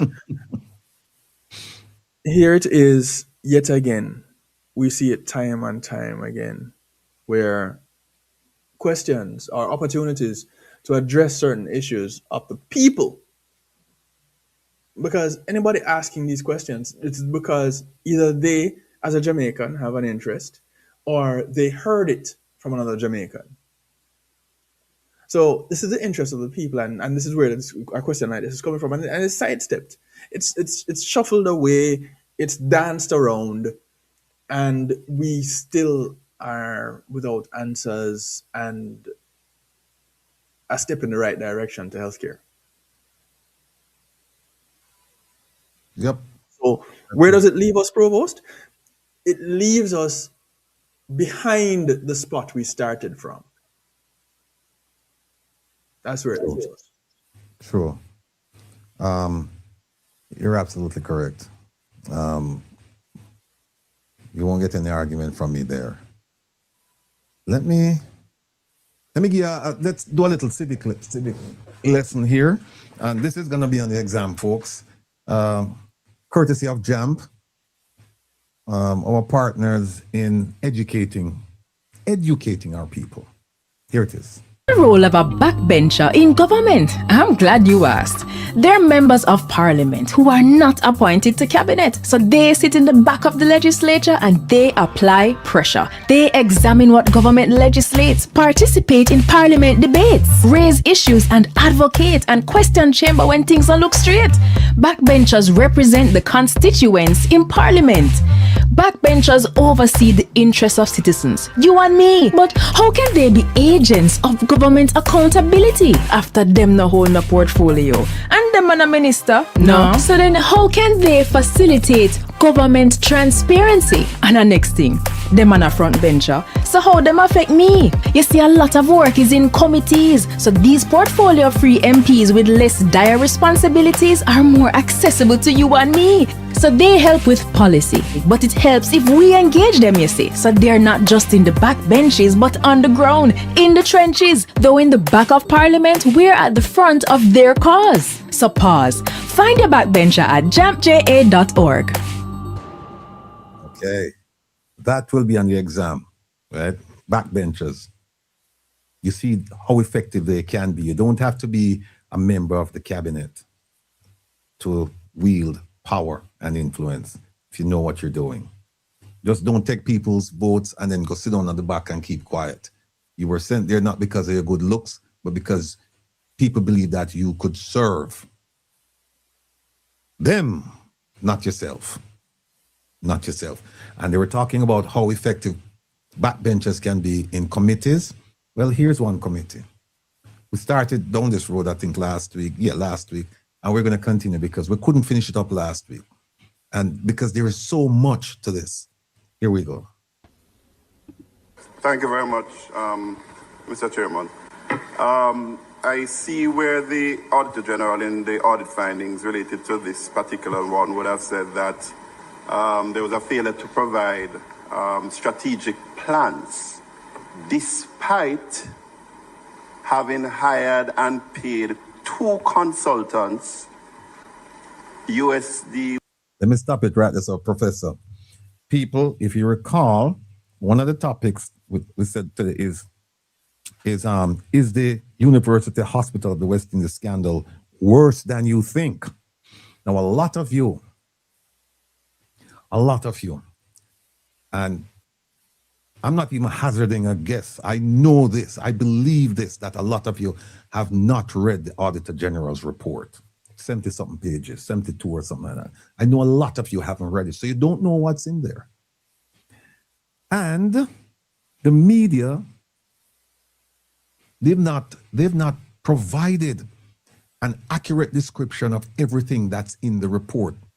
For those who read it, they haven't provided it to you. So those of you who consume news through social media or any other form besides reading, you're not going to know because they're only giving you fragments, pieces of the story. This is one I don't think a lot of people know about, that the government actually paid people before they started doing the work. And the only time they got any type of result was almost 2 years after they were given half of the amount of money they were supposed to get, when the Auditor General started snooping around. Had it not been for the Auditor General, we wouldn't have known this. They got $90,000 US. Half, they were supposed to get 180,000 to do a report. And that report only came recently, almost 2 years. Almost 2 years. No, that is your money. That is your taxpayer dollars at work. Or better yet, that's your taxpayers' dollars not at work. Because it's like a gift. It's a gift. Watch this. Learn. And in the process, I want you to weep. I want you to weep. Because when you get all of this out of your system, maybe, just maybe, you'll be able to face tomorrow with a different attitude. Having hired and paid 2 consultants, USD $186,000, or approximately 30 million, and she referenced it earlier on in her opening remarks. That that was paid out, and they still can't find any document. I don't know if it should be directed to the CEO. I know you are new, but I know you have officers behind you. You have your full team here. What happened? How that go? Could you also name the consultants, the 2 consultants, and what their purview, what were their responsibility? Give us an overview. But $30 million were paid to 2 consultants, and the Auditor General can't find no reports or nothing. So could you give us an update as to what is happening? And if you could name who those consultants were and what they actually did. Okay, there are 2 firms that were employed. One was to help with the strategic plan. And that contract was for approximately 90 million. And then of the 186, it was 50% of the contract for the other person was the other 90 million. Sorry, no, it says in total has been paid out is 186,000 US. 90,000, sorry, 90,000 would have been paid to one to do the strategic plan, which was done. What could not be provided was the report from the second consultant, which in fact we have subsequently provided to the Auditor General and to the Ministry.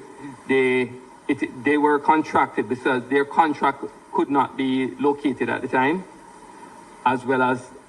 Where you hear this nonsense? Where you hear this nonsense? This is a contract for 180,000 US dollars, and they can't find the contract.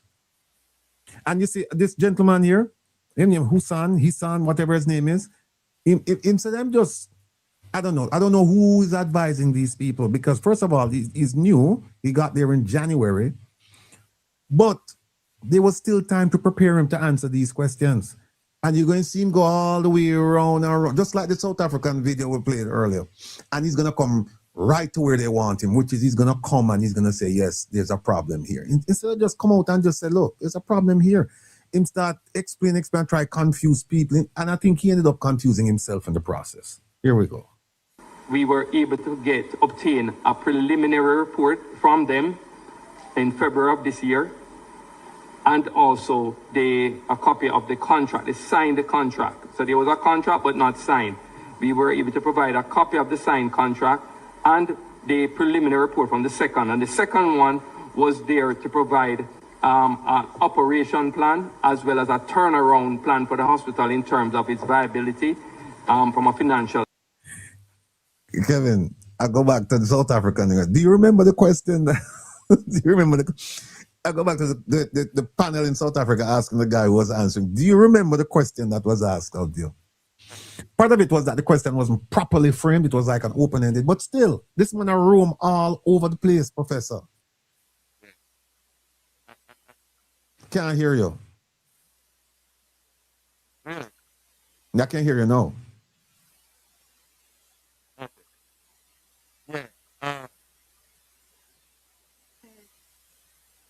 There's something wrong with the audio on your side. Can you hear me now? Yes, loud and clear, sir. Okay. He has, being new, an opportunity to come with a clean slate. He has an opportunity to say, listen, here to the best of my abilities, here to the best of my knowledge, is what I have found already. Yes.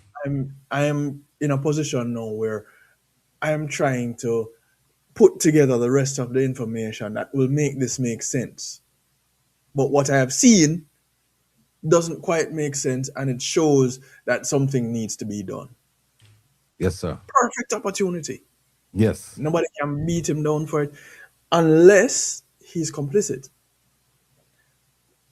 Mm-hmm. So if he was around all along and he was a part of the planning and preparation and the arrangements, and now in the position where you're continuing to see it through, then I could understand kind of beating around the bush and trying to pretty up things so that it don't look too bad.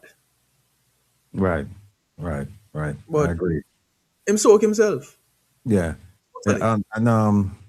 Walk Like a Champion said he's right. He's the former president of Guardian Life. I think that's an insurance company. And then then Antonio Fioran says still waiting on the question to be answered. We're going to get to that. I'm going to start it now, Antonio, and you'll hear the answer. And then Diane Folk said he was most probably trained by Tufton and is not answered direct questions. All right, here we go. Standpoint, because at this moment it is not in the best shape. So yes. So the signed contract was done after the findings of the Auditor General. That's what you're saying? No, it was this because you say you couldn't find it. It was found after, but it was signed before the Auditor General's finding. But it wasn't presented. It was not presented. So it was there. What we are seeing, it was signed before, but it was not presented to the audit. The contract, the signed contract, was not presented to the Auditor General. I think. Can the Auditor General respond to that, please? Because. Or I just need a bit of clarification. What is it that was present, that was missing, that was found? The signed contract. The contract? Yes. Okay, so are we speaking about the contract or the strategic plans? The strategic plan, as well as the two consultants who were hired. Oh, the consultant. Right, so, okay, fine. All right, so let me speak about the strategic plan and the operational review, because we spoke about not seeing an approved strategic plan. Yes. So an entity was engaged to undertake a strategic review. That's right. And transformational review as well? Yes. No. One was strategic and operational. No, one was for operation and turnaround. One was for strategic and transformational. Yes. And produce a transformational plan. Yes. But that's not a strategic plan. Right. So we did not see the strategic plan. My colleague is letting me know that the intent was to use the strategic review and transformational plan to inform the strategic plan. But we didn't see an approved strategic plan.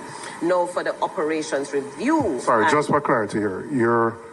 You used the word approved a couple of times. Is it that it existed but was not approved by the entity? It was not approved by the board.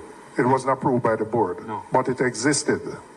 Yes. Right. Okay. So it's all draft, but no. Okay, so there was a draft report. The draft presented to the board, but the board did not accept it and did not approve it. Okay. But the second one, the operations review and development of the turnaround plan. We have not seen the turnaround plan. We haven't seen that plan. But last week, we received a draft operations review document.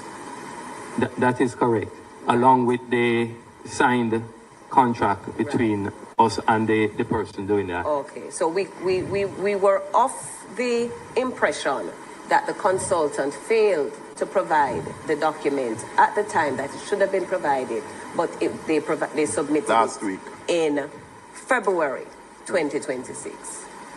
So that's my understanding. Let me, so I can be clear. There were two consultants engaged. That's right. One provided a plan which went to the board but was not approved by the board. Strategic plan. The strategy wasn't approved by the board, but they delivered something, but the board didn't sign off on it. The second one, you said the document itself was just provided 2 months ago, February, last month? Last week. And my understanding is that it was submitted, the draft, what we saw, a draft document. That, February. Right. And let's just put this into context because this contract was 2024 and the document should have, because as you know, a turnaround means that you need to address something. So it should have been produced 4 months after we received it last. Yeah, so the question is on the second one, was the consultant fully paid? No. He has been paid 50%. So the first one, the total amount was approximately 90,000 US. On the second one, the total amount is approximately 180,000 US. So the first one was paid 90, and the second one was paid another 90, which comes up. Let me stop. That's the look on your face, Professor. People don't understand what's going on right there, so? They paid $90,000 in full for a report that was rejected, a draft was rejected. And then the second one, he's supposed to pay the 180,000, but he never submitted anything until a week before this hearing, and this hearing was what, 2 weeks ago? Go ahead, Professor. Is the name of this gentleman here Eric Hosin? Yes, his last name is Hosin. I don't know if his first name is. I don't know what his first name is. It is. And I'm just realizing who it is. You know him? I do. Okay. Well, maybe we need to talk after here. It's been many moons because this is coming from the days of mutual life. Oh. But the days of mutual life. Okay. So it's a while. Yes. So it's a while back. Yeah, but back to what he's saying though, because the part of the look on my face was realizing who it is. And but now going on to what he's saying, it hits even harder because this is someone that I have known to try to make sure that information received is correct and information being put out is also correct. He was in sales and marketing. He was a vice president, director. No, out of my head. Been so long. We're talking about from I was a teenager. But I guess a lot can happen over time, and situations can change people. Good to know that he's alive and well. Not so good to know that he's caught up in something like this. Well, it gets even more interesting. Here we go. So about the 186,000. Now, so the second one has received half the payment. We up to the time when I came, we had not received any report, but he provided us with an interim draft report. Hold on, Mr. Hosing. When was he contracted, or she? In 2024. So it took 2 years and the Auditor General report. End of 2024, sorry. 2 years and the Auditor General report to get a draft? After him get 50% their money? No, he got 50%. Yeah, but it's 50% of his money. Yes. For the entity to get something? That is correct, Chair. Really a joke. Oh boy. All right. I just wanted to be clear, because that is crazy. That you could pay 50% almost 2 years, and only because the Auditor General goes in that he produces that report after getting 50% of money? Madness that. Total madness. Madness I mean, it points again to a broader systemic problem. Member Morrison would have raised the full listing. Pull the mic closer to you. Yes.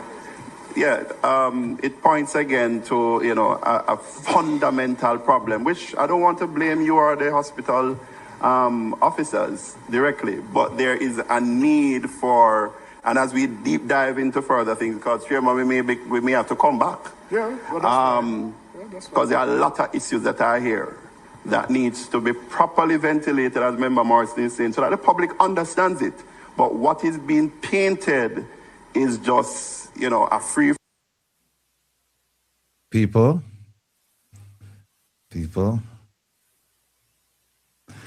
This, you can't make this up.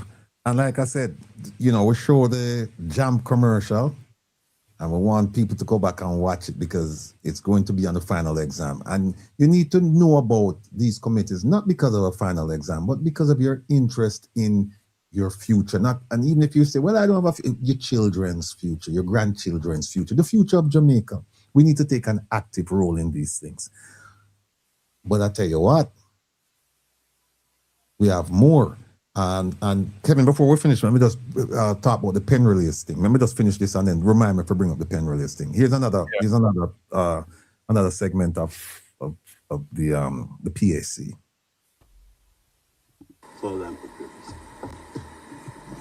All right, members, I'm moving to key finding number 4, the misuse of the tax exempt status. I have a couple of questions on this. Could the university indicate how long this practice has existed where the university has used its tax exempt status to facilitate the importation of goods for private companies? That's the first question. Mr. Chairman, we are only aware of the ones highlighted by the Auditor General and the dates as stated. I know that the Jamaica Customs is doing their investigation because in one of the instances highlighted by the Auditor General, the payments or the processing was not done by finance or the procurement department or anyone internally. Yes. I'm about to ask the follow-up because Mrs. Cuthbert-Finn looked at me and was about to say, what can go so? So can you elaborate on that? Well, the one that did not come through the process, actually, we have gotten a report from Customs as the one of the 4 that the Auditor General highlighted. So we have gotten that report. They have stated just on Friday that the amount of duty that should have been paid, and I think the Auditor General also did that estimate or something, is approximately $10 million. But there is also penalties, and the penalties range from 500,000 at a minimum to 3 times the CIF value, and the CIF value is approximately 40 million. So it should be like 120 plus the 10, which is about 130 million would be the maximum that would be charged to us. Can you state what I'm trying to understand? There was obviously a practice to facilitate some companies who seem to have had a relationship with the university, whether they were providing goods or services. At best, I could say maybe it is a informal arrangement, right? My question is, what would have necessitated the university using its tax exempt status for these companies? Mr. Chairman, I was not there, as you know. I know. I have spoken to different team members. They are not aware as to why, and therefore I am unable to say the reason why it was done. Because as I said last week, they know why. He probably doesn't. I'll give him the benefit of the doubt, but he has a staff behind him, and they're all not new. They've been established in those positions. And if I know, and I'm miles and miles away from the scene and from the event, then and I don't have a position at University Hospital of the West Indies, they do. So how is it they're right there and they don't know? No. As I said, in at least one case, they had no record. In others, as the Auditor General has highlighted, that the hospital paid for like a broker fee and other fees, but in one in particular, nothing was paid for, or it didn't go through even any process at all. You see him run through the stop sign a while ago, people. He said the hospital paid for broker fees and these fees. That is in the report, you know. Think about it. A company is using the hospital for tax breaks.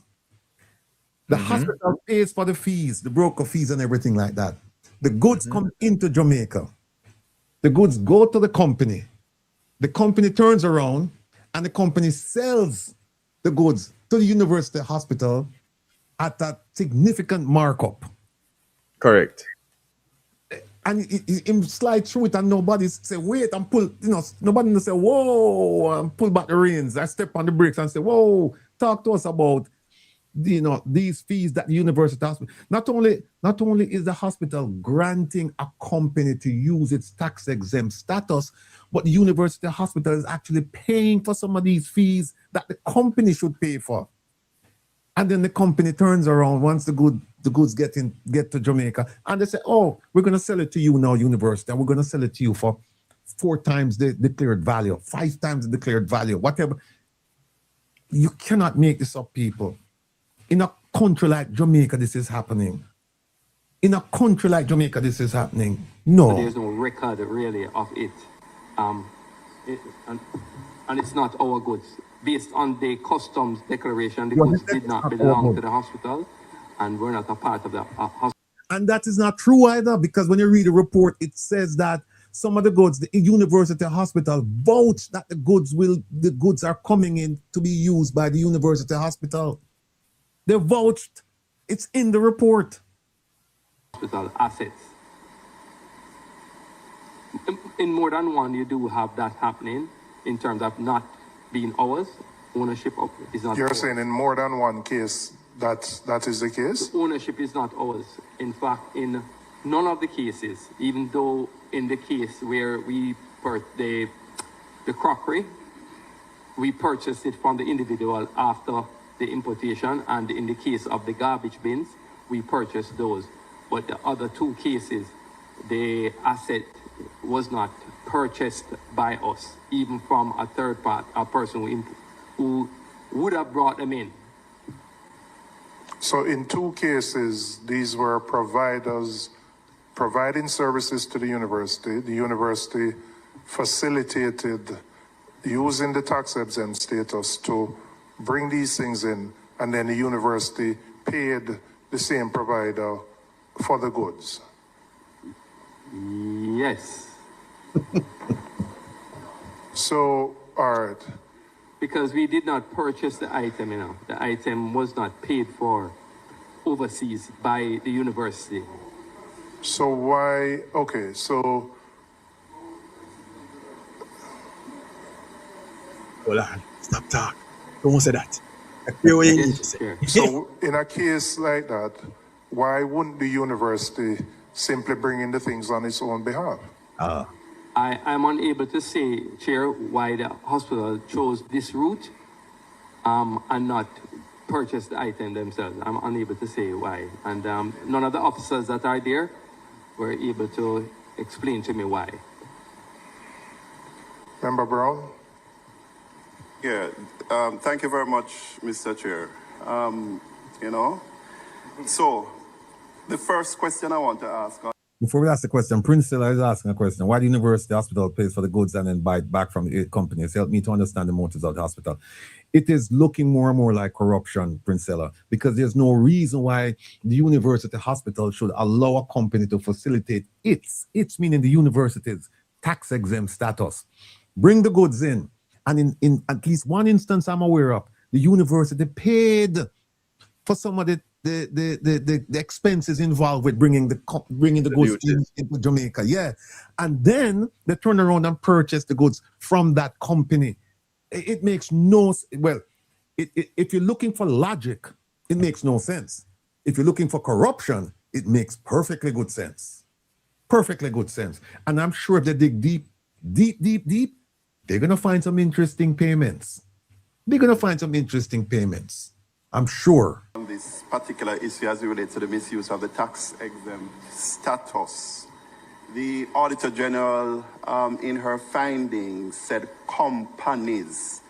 Can you, because I think it is in your purview to name, and she mentioned private company 1, private company 2, private company 3, private company 4. Can you tell the committee, and that's my first question, what are the names of private company 1, private company 2, private company 3, private company 4? I know that the Auditor General redacted the names. I'm not directing the question to the Auditor General. I'm directing the question to you. I'm answering. Yes. I'm answering, member.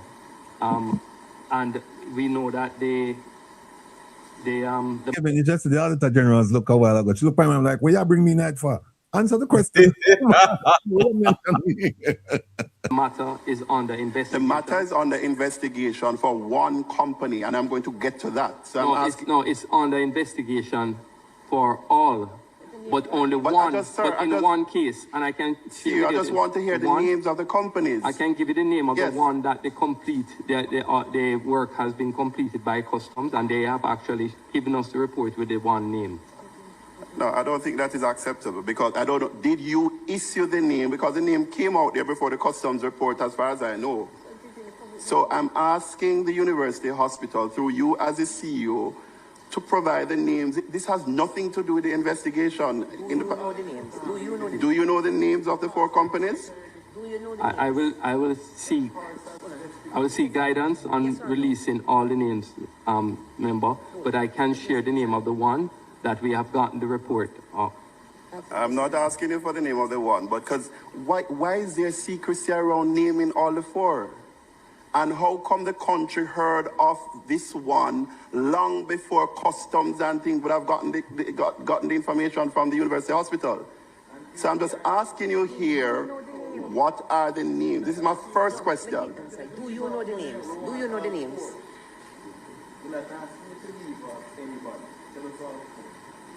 I never asked if you know the name. What are the names? Now the question is the name of the 4 companies that benefited from the tax-exempt status. I know that the Integrity Commission has the files. The names, as would have been known, seen by the Auditor General, were seen by us also.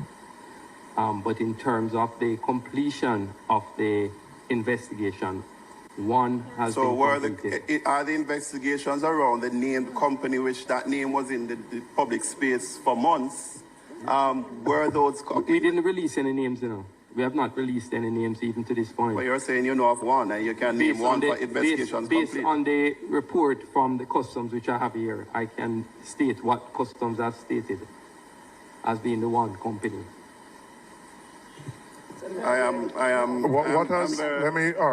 What has customs stated without naming the company? What is the summary of the findings of customs' investigation in relation to that entity?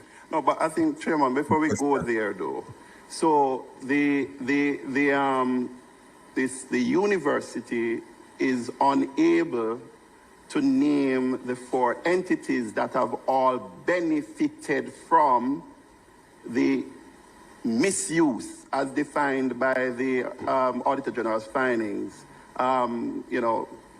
Misuse of the tax-exempt status. You can't name, you refuse to name 'Cause I don't think the response about Integrity Commission prevents you from naming who those entities are. Okay, let me just answer the chairman's question and I'll come to you. I'm just making sure I get the correct spelling of the name. All right, I'll get in that. But the chairman asked, what did they report from Customs State, right? Third-party verification from the name company with the assistance of the CEO of that company. That one, the goods were imported and these are the dialysis machines. One, the goods were imported by the company, the goods were paid for by the company, the value of the goods was verified by way of payment records received from the company. Custody of the goods was verified to be that of the company, and the address, and that it was not, and the company confirmed that the goods were in fact imported for that company by the university. Not the Kevin. The name of the companies are Supreme Laundry Services. Hold on. I thought you said you couldn't give him the names. I thought you said you couldn't give him because the police are investigating. The Integrity Commission is investigating. But now he's giving the names. He did say he'd have to seek counsel. Well, you're right. You're right. But the thing about it is that he came there unwilling to give the names. Unwilling. He didn't come there saying, okay, if they ask me, I'm going to give them the names. He came there with intent that if they ask me, I'm not going to give them. Mm-hmm.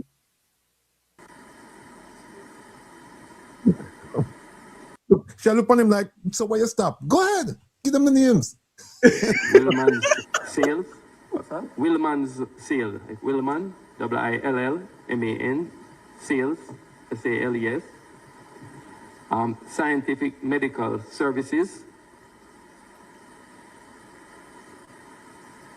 And Jack Den Limited. Thank you very much, CEO. No. Point to note here. He couldn't give them the names before because it was clear he came with intent not to give them. So the question, one of the questions is, why did he give it to them and why no? Or why then? Why did he give it to them? He came saying, I'm not going to give them. And he was coached to say, the matter is under investigation regarding the other three. In fact, he could have maintained his position and said, I'm not giving you any because they're all under investigation by the police. MOCA. Customs, they've finished their investigation, but it's half-baked, meaning that it's not completed. The whole universe of law enforcement and regulatory agencies must look at this first. He could have said that. He started out saying it, but then he veered off course. This man was not prepared. This man is not ready for prime time. He's not ready for prime time. Now, there's a reason. We showed this last week, but we're digging a little bit deeper into it. And I'm going to show you why we're digging into it. It's not this video. I'm going to show you another video. I'll show you another video. Let me pull this down. Oh, wait, this coming? Yeah. All right. I want you to look at this, people. I want to ask this morning. Right. Move it. Skip all of this. What we're going to... 9:20. Okay. All right, let's start at 9:60. And I'm getting some more information as to... Listen, the Auditor General spoke to 4 private companies, right? Is one of the 4 private companies connected to another Member of Parliament? Separate and apart from Mr. Gordon, is there another Member of Parliament connected to one of the companies cited by the Contractor General? And on which side does this Member of Parliament sit? Boy. Is this Member of Parliament involved in another company a member of the governing Jamaica Labour Party? And what is the role of his company in this entire affair? Huh? It is very, very murky and interesting, to say the least. Yeah? But it is also emerging that the pattern of connections is not only with one party, but with both. There are connected parties that cuts across the political divide. Yes, that is emerging now, including some of the principals of these private companies. Apparently they spread the wealth.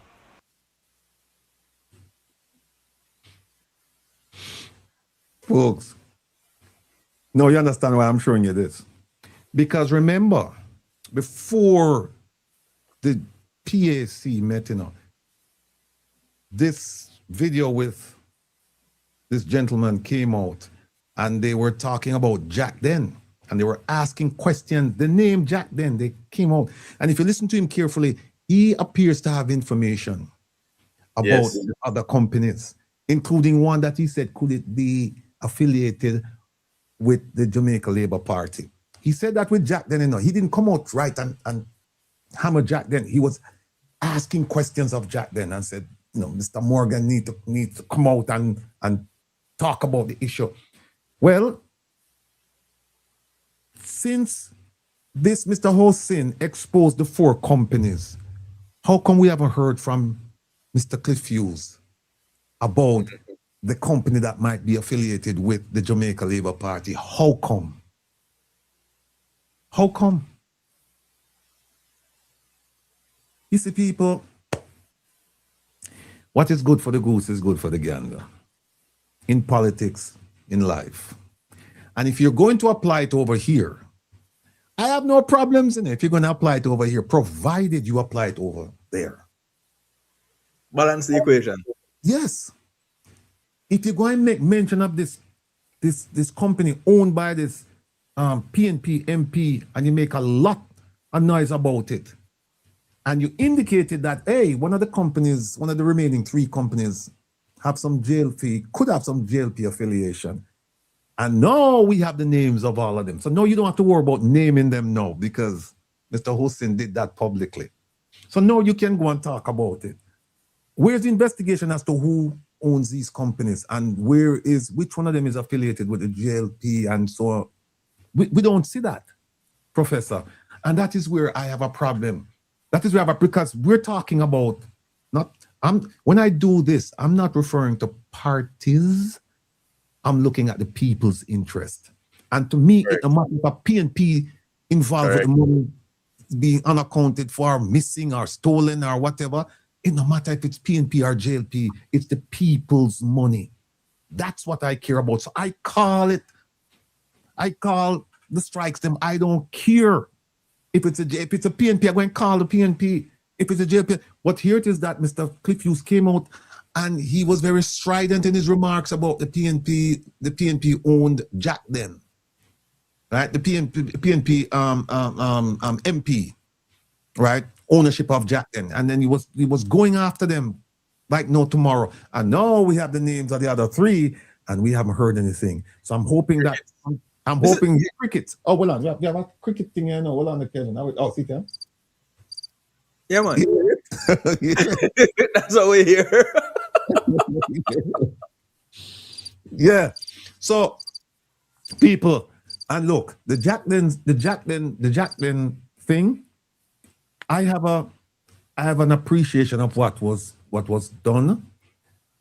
And Mr. Morgan, to his credit, he said, "Listen, at the end of the day, I am the owner of the company, and whatever consequences should be applied to the company, I take full responsibility." You can't fault a man like that. You can't fault a man like that. Plus, they told lies against this company because they asked them, I'll play it.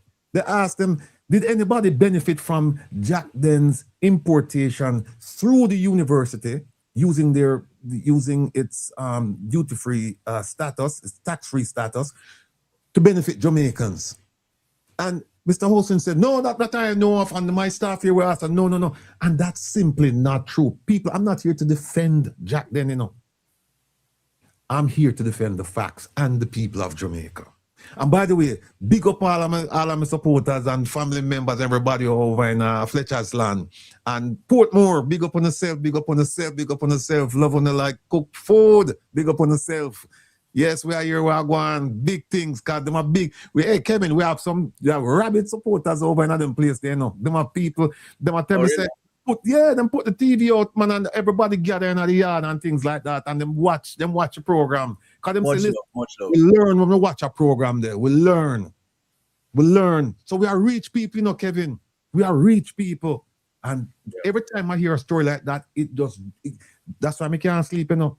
Because when I hear a story like this, and I sit down, I have to do some reading. I have to do some reading from the people, them. I have to bring the knowledge to them. And that's why you find that politicians generally, they don't want to come around here, because what do we do around here? We prepare ourselves. So you see if the professor and I were in Parliament, the questions where we would have asked Mr. Holson, you know, the questions would be different than the questions they are asking, because the first thing we would have done, we would have read the report. So when we ask questions, we know the answers. We would have read the report. So some of the questions, we wouldn't have gone there trying to understand what's going on, because if we were in Parliament, we would have read the report. We would have developed source information to confirm things in that report, so that when we go there, we would have looked at open source. We would have looked at ATI stuff, so that when we get ready to go and ask questions, we already know the answers. And that's why Beverly Hasse, is it that how you pronounce the name? Hasse? Portmore in the house. Big up, Portmore. Darrett said, my sound system turn up loud, yes. So that is where we are. But go ahead, Professor. Go ahead. I'm sorry to interrupt. You were about to say something. No. I was saying that's not why you can't sleep, but we'll take it. The fact that you use that time wisely to make us all that much more informed, we appreciate of that. Thank you very much. Welcome, sir. You're welcome. Let me play a little bit more of this, because we have some more things we have to get to. But that's one of the reasons why I wanted to play that, to get the 4 names, to say, well, Mr. Cliff Hughes got 1 name before it was officially released. Now he has 4 names officially released, and we don't hear anything about them, even though he made mention of the possibility of a JLP connection to at least one of the companies. Entities, so yes. That's where we are. But you know what, Kevin? They must realize by now, that what Minister Vaz said, it not apply to us, Oh my God. Dark and they're stupid. They are dunce. Oh they my are dark and they're stupid. That does not apply to us around here. No way. I want to proceed now so what is clear is that the university hospital have... One of the Kevin say, Doreen Bassel said, we are watching on 2 television. Doreen, big up yourself, Doreen. Oh, so they're watching in stereo. Yeah. Oh. All of my Jamaican people were tuning in. Big up on yourself. God bless you now. Thank you. Been, whether or not this is to utilize my friend's good phrase earlier, Ron, whether this is institutionalized, the CEO can't say whether the use of the tax exemption status is an institutionalized way of how the UAE has been operating. But what is clear is that it is more than one company as named. Secondly, in responding to the Auditor General's finding, your letter, I believe both the Permanent Secretary's letter as well as your response was that the documents have been submitted to both the Jamaica Customs Agency as well as the just Jamaica Constabulary Force. Have all 4 instances, those 4 named companies, were those documents submitted for all 4? We have given them copies of the documents for all 4. For all 4, okay. All right. Based on what we have, as I said, there are instances where we would not have the documents because it was done outside of the hospital. All right. So you're saying that you have now received the investigations that Customs have been undertaking, having received the 4 matters raised here by the Auditor General for the 4 companies. You have submitted all 4, but you have only received their reports on 1.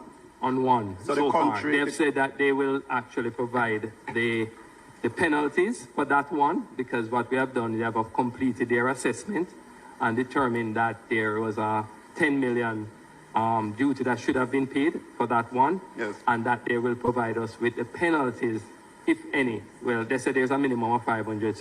Well, let me tell you, Mr. Hossein, there is no penalty. Jack then paid $1 million plus prior to the determination by Customs. They've since paid the 10 million. So don't even... That much we know.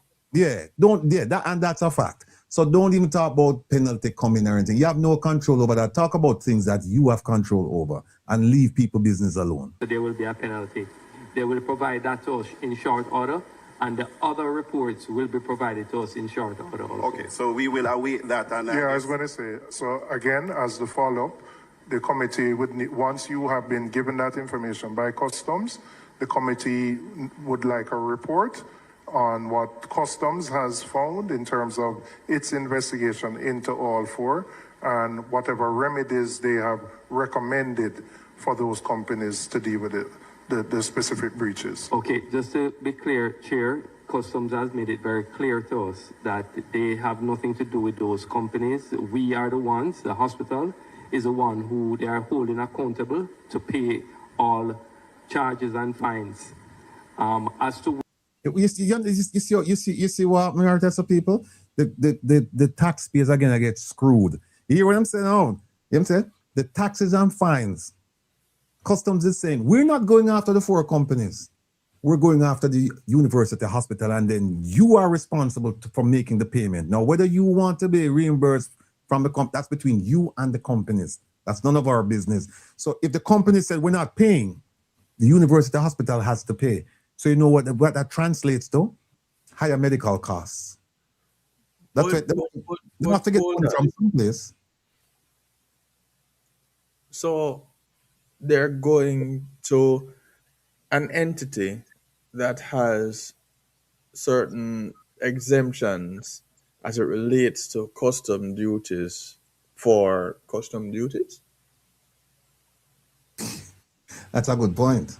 Because what they're saying is that it was a breach of the regulation because of the regulations, because the university hospital gets a tax exempt status for bringing in things for itself. So they would have to bring it in and they get it. So they're saying you use that for a third party to benefit. And so that third party benefited as a result of an agreement, whether formal or informal, between the university hospital and the companies. So the Customs is saying, we're not going after the companies. We're going after you because you're claiming that it was tax exempt when it shouldn't have been. So it's screwy.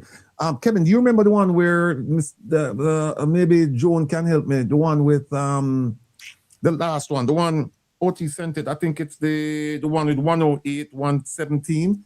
Which one is? I don't think it's this one. Let me listen to this one. Where with Miss Cuthbert. Where we will get the money from, it is I mean, that's fair. I mean, they didn't, these companies didn't, it's your tax exemption that was utilized. It is a hospital name that is on the importation documents, and therefore they are holding the importer as being accountable. So that is why we want to understand, and that's why I probably have to come back, because it is not one company, it is four. And this is based on the findings from the AG, who, as she said, it's a minute subset or sample that was taken of the operations of the UAE. So we don't know if, as my friend said, this is institutionalized or if it is systemic. So that is why, Chair, we have to come back to see. So this is just probably the tip of the iceberg. But I proceed. In terms of... You find it, Kevin, OT Joan, maybe you can help us. It's the last one, the 108.50 to 117.25 video. I just want to show that before moving on. By the way, all of the people in the UK, thank you so much. We're eternally grateful for the sacrifice you have made and you continue to make to stay up and watch this program. Thank you, thank you, thank you. Here's my girl with that smirk on her face saying, yeah, them catch them.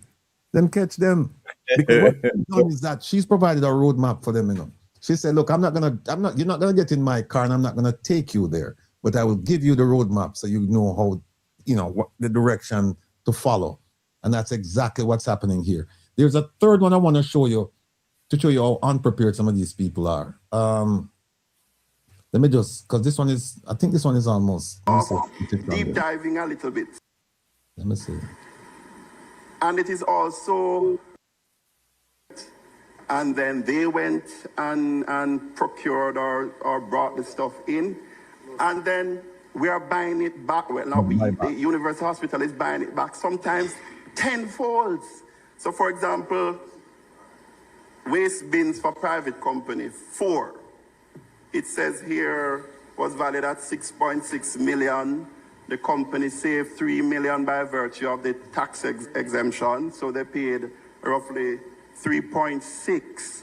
But then the hospital bought back that from private company for 11 million. So I just want to understand.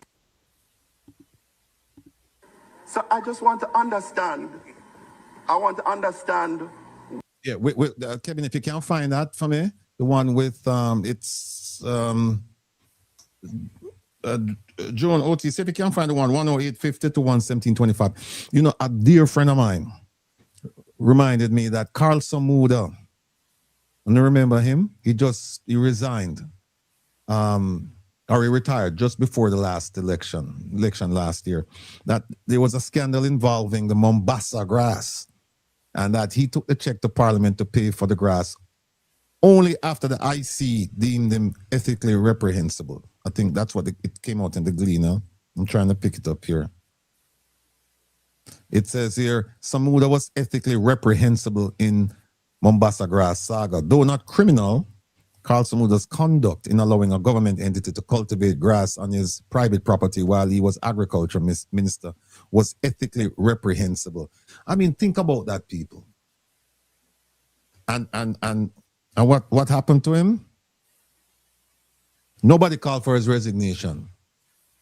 They're calling for Dennis Morgan. They're calling for his resignation. Here, Mr. Samuda directly benefited from that while being agriculture minister. To me, that's even a stronger case for severe consequences. And nothing happened. Nothing happened. Thank you, my friend. They said it's the last PSC clip. Okay. No. As that was. The question was which one of the clips it was that you were looking for. It's the one that goes from 108.50 to 117.25. OT that's the last one she did. Yeah, because I don't have that one. All right. Well, there's another section to this that we can discuss. I don't wanna go into it right now. Let me just move this. and then just jump into one quick thing because we only have about 7:15. Wow. We have a hard stop at 7:15. Folks, take a look at this. What's the event again that Chris Brown will be performing at? Bizarre Weekend. Bizarre Weekend, which will be held at the National Stadium. And You know, when I read it, I'll be like, bizarre. Let me move it. Hold on. Okay, here we go. Good day. Wow. See do surgery too? Yeah, you know, I go on from center the room. You know that. Yeah. Welcome to the fuckery zone. All right, so we're joined by a special guest here with us in the building. She all set up now and everything. Yes. You know what I mean? Right? So, CEO. Well, I just had the program. I don't want to get back. Now, Jamaicans, this is for Uno. This is for Uno. This is a very educational interview. The Fix, big up on yourself. Very educational. Because it speaks to the apathy in Jamaica. It speaks to the reason why people are not involved in things that affect them directly. They're more involved in being entertained than being educated. This is frightening. Listen to this. So the CEO of E-Loan Microfinancing Limited for the past 14 years, Miss Denisha Forbes. Is Denisha? Denisha. Oh, okay. I like how you pronounce Denisha. Right, just as how it is spelled. Denisha. We Jamaican will say Denisha. They normally say Denisha, like my other friend over there. She breaks the rules all the time. I see. Right, so 14 years you're operating your own microfinancing agency, really, That's loan correct. agency. But you pretty much came into national prominence with the Burna Boy offering concerts, I guess micro loans for attending the Burna Boy concert. Yes. I remember that last year. And even before that, you made news about offering party loans. They've been doing that too. Before that too, I did make news doing a $60 million giveaway joint ventureship, and that was with Shore Profits Academy. I think that was 2021. I think I've been breaking records since 2021. She just had to I didn't know about that one. Yeah. That moment of philanthropy. Subtle flex. It's but no, you're back in the news again, offering party loans to see Chris Brown. So we're just talking about it. He's coming to Jamaica to perform in August, and the ultra super VIP experience is 1.5, sorry, million Jamaican dollars, whatever. And that's and a lot of you're money. offering loans of $100,000. And repays what, 4 years? For the 100,000, they have up to 12 months to repay. But I mean, you can repay in 3 months, in 1 weekend. It's up to you. Right. And for the 1.5, you get up to 4 years. I mean, we wouldn't want to pressure you. Yeah. And my question is, as a financier, like you operate kind of like a financial advisor. Yes, to sometimes. take a loan for a party, that makes sense. Well, you are going to say that, but I'm a businesswoman and I respond to problems just like a doctor fixes your issue. I give loans, and loans didn't say it should go to investors only. It's for consuming just as producing. It's whatever you want to do with it. What I normally tell people is that I give people money to do whatever they want or whatever they need, whether it's for leisure, pleasure, or investment. I satisfy financial appetites. That's what I do. So, do you have an appetite? Let's just sell to we right now. We're not taking this loan. You know what? I wasn't before, but no. But we not doing it. But I feel like me I changed my mind. We can get a cabana.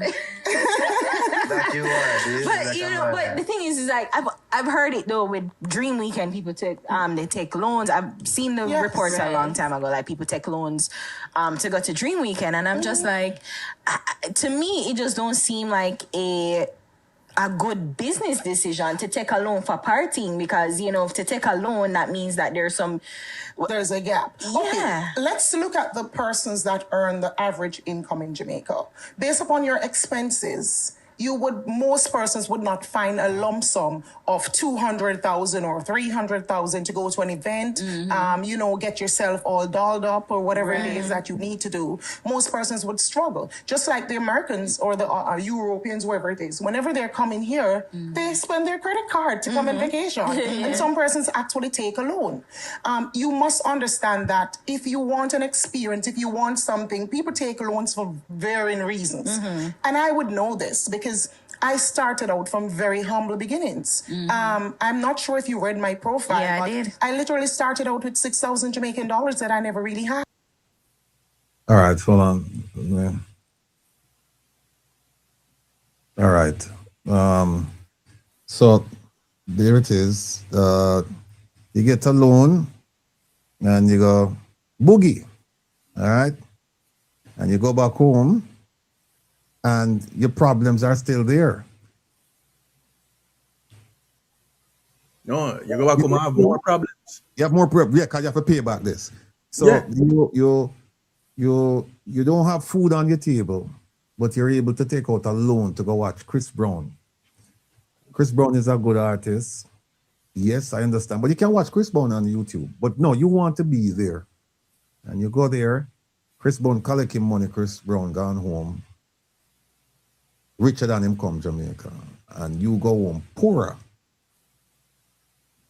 than before you left to do the concert. But something, if we ask you to come out and stand in unison, in unity with us for an issue that is directly affecting you, you won't go. Take a look at this. What do we want it? No! What do we want it? No! Yeah! So we all said, greetings, Maria. Greetings sent on. This is ground zero. This is where the beach access fight started. Mommy Bay Beach has been a generational beach for Steeltown and all the surrounding communities. Yes. We have documentary evidence for more than 100 years of usage. 100 years we have been using Mommy Bay Beach.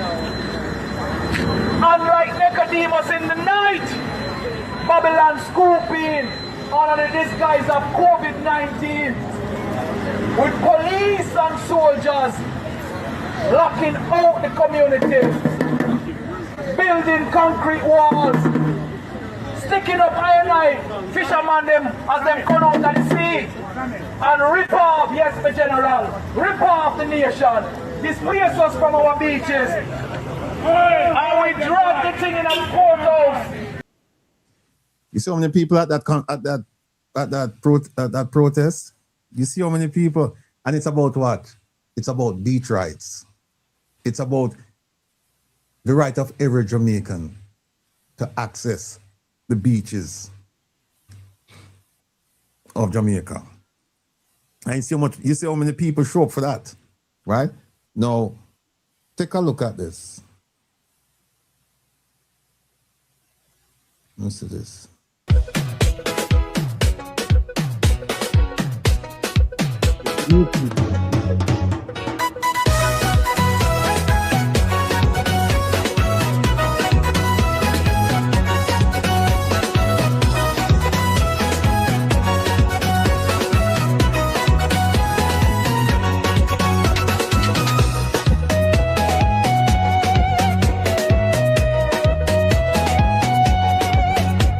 More than 1 million people.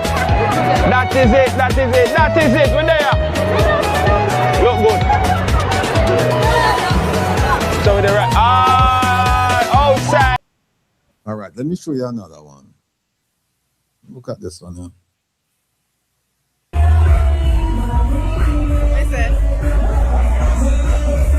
That ignites enchanted stories told under moonlit skies that call adventurers to the edge of the unknown. Tonight, friends and family.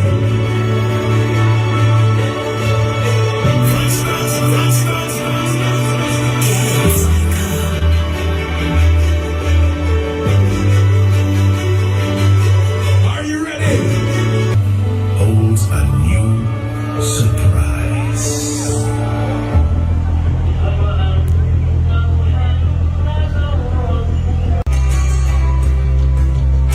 It's the Frenchman way. I can just move that. When you get the point, though, the point is that we show up to be entertained. We don't show up to be educated. We don't show up so that we can absorb something that we can share with our children, our families, our neighbors, our communities. We don't. All we care about is how to activate that free spirit in our bodies, how to activate that free spirit. And then after that, we'll worry about the things that caused us to activate the free spirit, meaning the bills. Worry about that after. You are going to take out a loan to go to a party or to go to a concert. And you know something, Professor? We shouldn't really be sorry for them, you know. We shouldn't be sorry for those folks. We should be happy. And the reason why we should be happy, the reason why we should, now that I'm thinking about it, the reason why we really should be happy is because we got a report 2 days ago from the junior minister in the Ministry of Foreign Affairs and Foreign Trade saying that everything is lovely in Jamaica. He said the economy is doing great, tourism great, agriculture great, crime down, unemployment way down, everything is fine. So I guess if they take out a loan to go to the party, it's fine because they said that they have more jobs than they have unemployed people in Jamaica. So good paying jobs, so people can take out a loan and pay off the loan. So again, I'm waiting for my sister. I'm going to call her later on and tell her, I say, listen, I need some money, you know, you need to start sending me some money. It's supposed to start flow the other way now because I'm hearing from the Jamaican government that everything is fine. Everything is fine. So remittances shouldn't be going to Jamaica. And by the way, we should not be attending that conference, that biennial diaspora conference. We should not. We're going to get to that now. You get that one, Kevin? You get that video? Because if we don't have it, we can move on to something else. Because we have so much material around here that. And by the way, I can add that one from my side. All right. I just want to get to the part with Juliet Cuthbert Flynn. Okay. I really hope it's the same video. It should be a short video. It should be like what? 8-9 minutes. All right, let me add it on. It's Yeah, 9 minutes. yeah, it's about that. So let me go ahead and add it here. There you go. Oh, you put it. Wait, okay, let me play it. All right. Thank you very much, Mr. Chairman. I see where the Auditor General in the audit findings related to this particular one would have said that there was a failure to provide strategic plans despite having hired and paid 2 consultants. No, it's not this one. That's the same one. But then we have officers behind. Right. No, it says in total has been paid out is 186. It's the same one that we did earlier. US. Yeah. That's not it. This is not the one. The 108.51 something. All right, that's fine. No problem. Let me just move some of these and then you can remove that, Kevin. Well, I was looking to just grab this part 2 and the part 3 that were edited earlier. Part 3. It's the part 3. Let me see. As the chairman would have asked earlier, why didn't you just utilize your tax exemption in the first instance to buy the thing? And what is it? Yeah, no. Let me just move this. We'll get to it another time. Okay. All right. Hold on. Let me move this. Okay. You So you can remove that. these two that I had right here, I just needed to grab them real quick. All right, go ahead.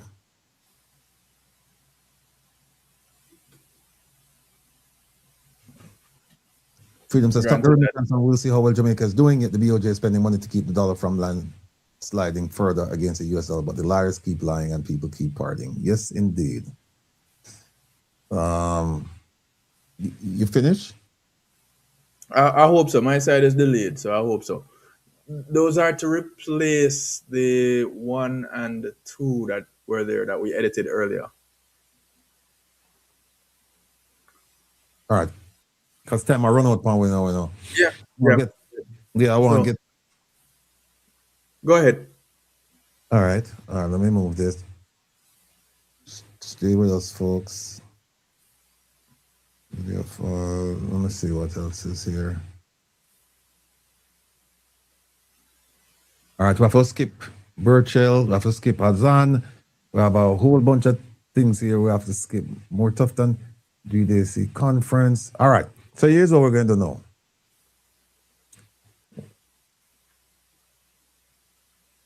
What's this?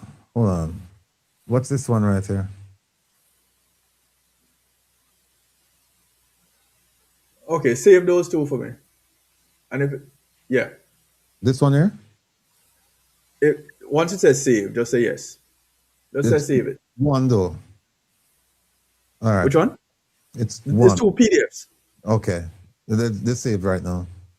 Yeah. Hold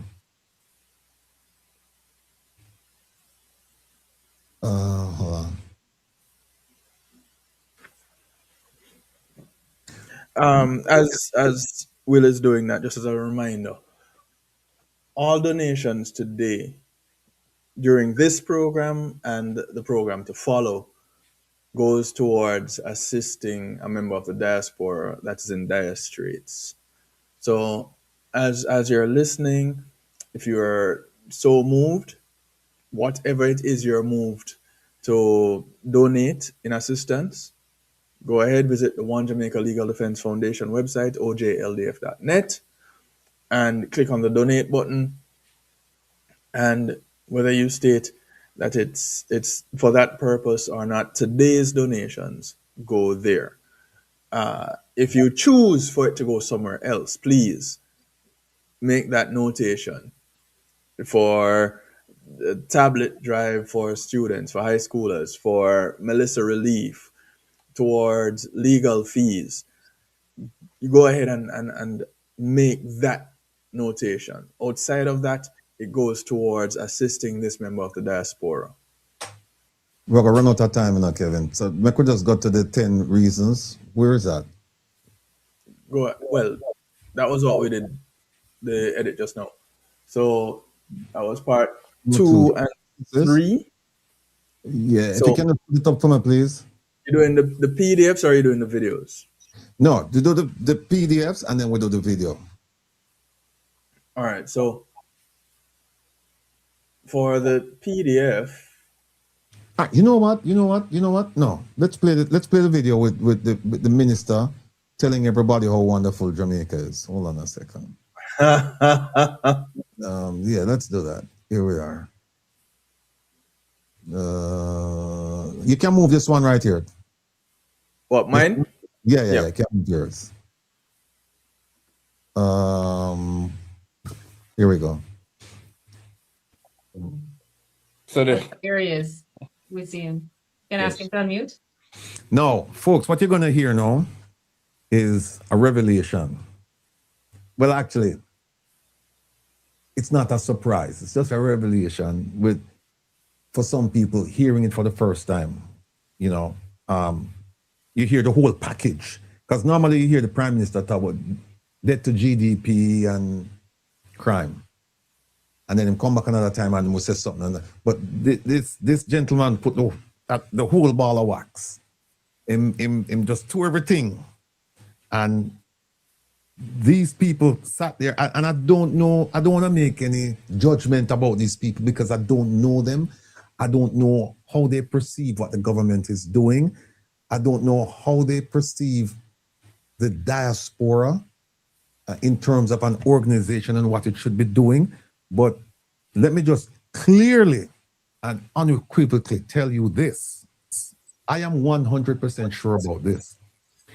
The Global Jamaica Diaspora Council has two purposes. Despite where you see them right all over, just go to the policy and then go to the terms of reference. Has two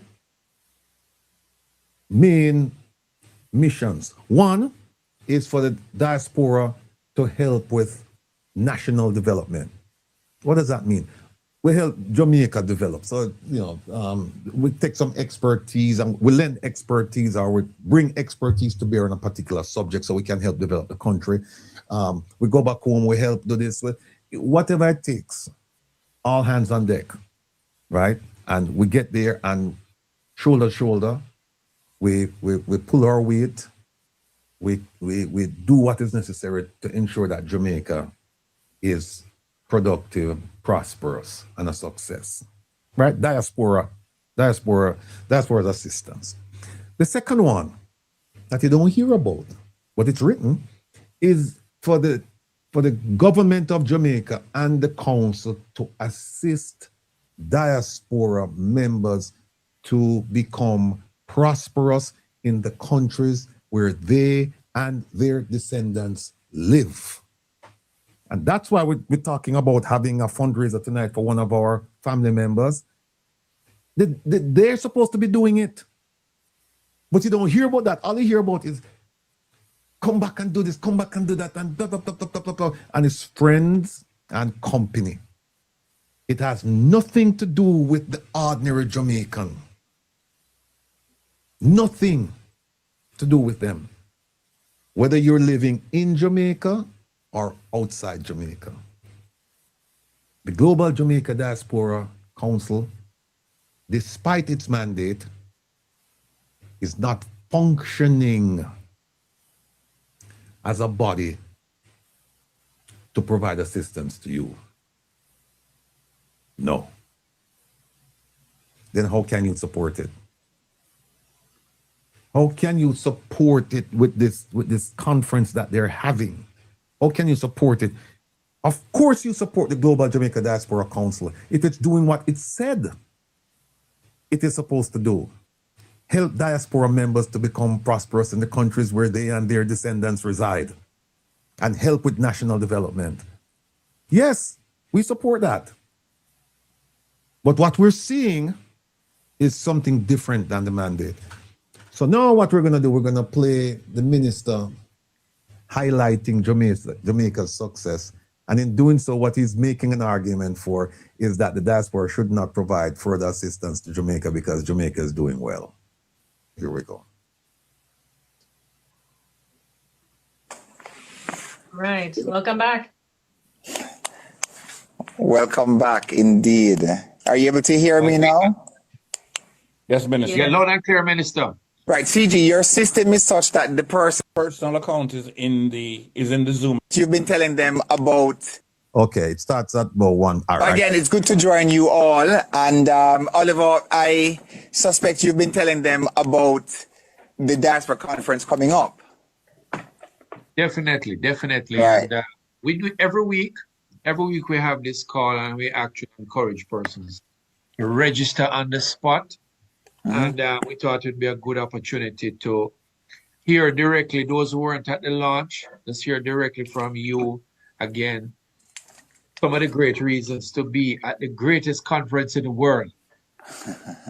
Very well. I like how you put it because it truly will be the greatest conference in the world. Not if we have anything to do with it. Not if we have anything to do with it. So first of all, again, let me thank you all as our ambassadors. I always know that our diasporans are really ambassadors of Jamaica across the world. And Oliver, again, thanks to you and the team for hosting us. We are ambassadors across the world when you want us to be ambassadors across the world. When we want to be ambassadors, you don't want us to be. For example, how about the students when the Ukrainian things happen? What about the workers on the ship when COVID happened? What about the people sleeping in their vehicles in America? What about the homelessness, the despair? We'll get to that. The high rents, cost of living, immigration. What are you doing to help those people? No. Those people can never be ambassadors for you, so you don't want them. You don't want them. Talk truth. You only want the people who have a couple shilling in their pocket. That's really what you're after, is a shilling, the shekels. Is that what you're really after? You're after the money. What makes you say that, though? What makes you say that, though, Provost? Okay. Because what is it? What is it that why I'm so vigorous in my criticism of what they're doing? Because of what they've done, what they've said, and what they've done. If you look at the 10 reasons to come to Jamaica for the conference that they provided 2 years ago, you clearly there's an understanding there. If you look at the conference itself, clearly understanding. Ask them, my people. Ask them. Say, listen, we have this conference. It's a diaspora conference, but it is run by the government of Jamaica, and it is held in Jamaica. This major conference. It's not held in any of the centers of Jamaican diaspora, the UK, US, Canada. No, it's not held here. It's held in Jamaica every 2 years. Ask them this. What have you discussed concerning the plight of the diaspora? And what was resolved? And show us the results. Show us that document. They don't have one. They don't have one. I spoke to an official 2 days ago, and he said, Rattigan, you're right. He said, I can't take objection to what you're saying. He said, no, we don't have a document that you're seeking that we can show people and say, this is what, when we met as a group, this is what we discussed. We broke out into groups, and this is what we formulated as a plan, and this is how the plan was implemented. And 2 years later, we're back to tell you that we followed the plan and we did this. He said, there is no such document. No, I don't know if there's such a document. I'm asking for that document. And then I've spoken to people who have attended many conferences over the last decade or so. And they said, no, this thing is like a country club. It's more collegial. It's where friends gather and they talk about, how them can make some money, and they socialize, they play golf, and they eat and they drink and they carry on. This is not for poor people. This is not for the average Jamaican in Jamaica and in the diaspora. It's not for us. It's not for us. So make we continue with him. 2 weeks ago, as we continue the diaspora tour, some persons have messaged, they've called from all across the world wanting to know why. If you had the diaspora fully behind this, you wouldn't have to tour to convince them to come. Miami. And I said to them, well, CG Mayor would have had it no other way, because he has promised 300 persons from South Florida to come to the conference. Yago Kevin, are you involved? Are you included in that 300? The CG and I had not spoken about this event. I guess you're not going in that 300 then. I guess not. I know not. I know not. I know that you're not going. And if he's promising 300 persons to register to come, then we kickstarted right there. So now Canada is saying, well, they're going to outdo you, so I have to come to Canada. And I'm waiting to hear what New York and DC and Atlanta. Look how this man is up. Look at this. He said that Canada is saying that they're going to outdo Florida. And so he's going to Canada. Remember what he said, Canada is promising to outdo 300. Promising. They haven't done it yet. He said they're promising. And so he's going to Canada to get them to fulfill their promise, to encourage them, to influence them to come. Listen to what he's going to say about Canada in a few seconds. And the UK will say, so far we have Miami at, South Florida at 300, and we have Canada at 500. You hear that? He just said that, hey, Canada said they're going to outdo it, and I have to travel to Canada to make sure they outdo it. But now Canada have 500.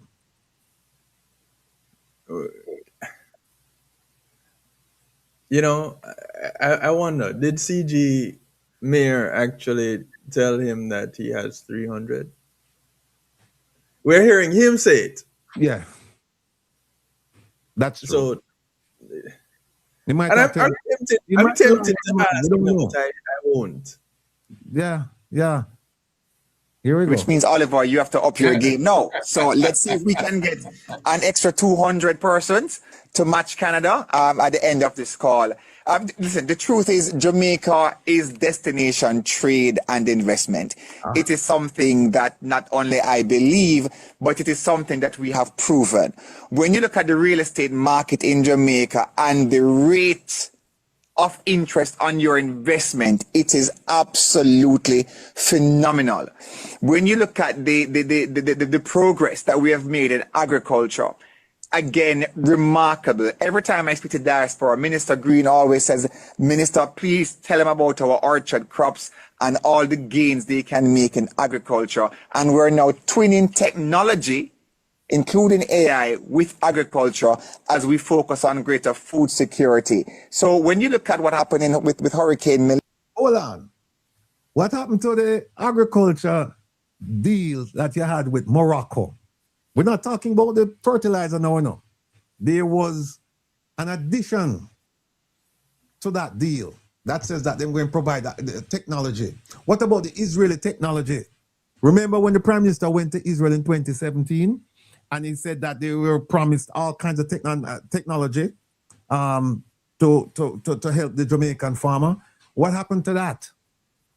What happened? Nobody's asking these questions.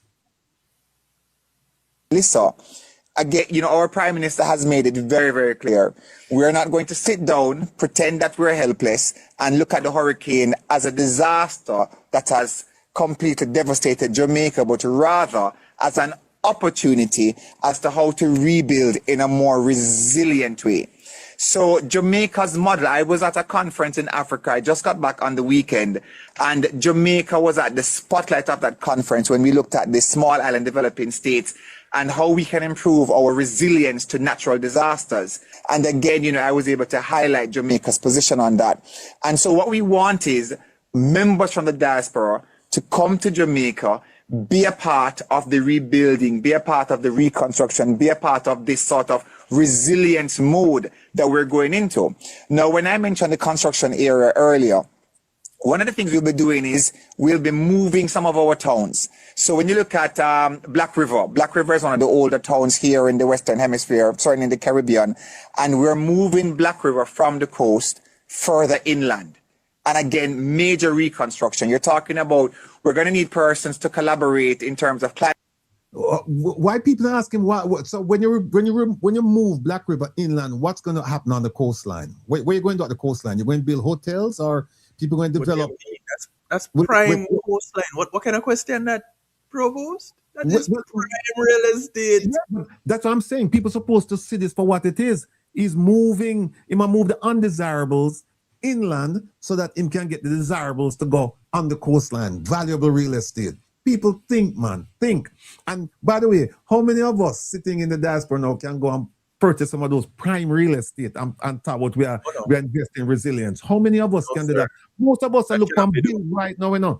Most of us, the only reason why you're not looking at the bills on your dining room table, you know, on your kitchen table, you know, the only reason why you're not looking at those bills right now, because you look on us. That's the only reason why you're not looking at those. Exactly. So man, you have to look on the bills now and say, well, I'm going to pay this next week. And you might have to choose to pay this and make a late payment on something else, right? But then they might ask you for a conference. Come on, my people. Come on. Climate resilient housing, education, health sectors, general urban planning. Hold on. When does say education and health sector? Yes, sir. Hold on, let me go back. No, him never said that. No, we are live on him. No, him could have never said that. talking about we're going to need persons to collaborate in terms of climate resilient housing, education, health sectors, general urban planning. So these are the expertise that we know exist not only in Jamaica, but across the diaspora, whatever field. Minister, you chase them people out of Jamaica. You chase them out of Jamaica. You think somebody in America, UK, Canada, who earned whatever them are earn and are struggling, you think them all come to Jamaica, come work for pittance? And work and still not get paid on time? I work for pittance not being paid on time? Come on. Come on. Field that you are in, imagine that being put in place or being put to good use, being a part of the investment model in Jamaica. Let me just stop right there. Rosie say, I'm just coming from the market and onions, $100, cabbage $50. The farmers are losing so bad. What farmers is he talking about? Here's another thing. The bread basket, right, was the production, produce production was on the way down, and the bread basket of Jamaica has been devastated. Before it was devastated, there were people, and I know some of them, there are people with permits to bring in produce, cheap produce from all over the world. Not good like our produce, but much cheaper. And it puts some of those farming districts, those farmers at risk. Now that the bread basket has been damaged, and it's going to take a while to get back up to speed, these people are flooding the market with a whole bunch of imported things. And they're cheap. What chance do you think a farmer has now of competing with somebody who's bringing in container loads of tomatoes and onion and scallion? What chance? Little to none. You better grow that for your family. You're not going to grow that for make no profit. As we move some of our coastal towns. Now, more than 82% or approximately 82% of Jamaicans live within 5 kilometers of the coast.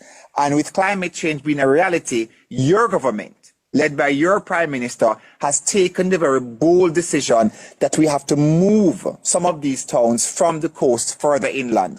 So we're starting with the Black River, then there's going to be... Ask him the question, people. You move the towns from the coast. What are you going to put on the coast? Are you just going to move the towns and you leave the coast barren land? Is that it?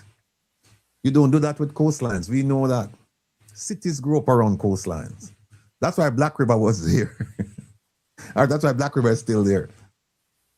Right on the coastline. So you can't fool nobody that you're going to move cities inland and give the impression that nothing is going to be done with the coastline. No. Because we know, Minister, truth be told, there is a plan to develop the south coast of Jamaica. You know this. Because the north coast already bought and paid for.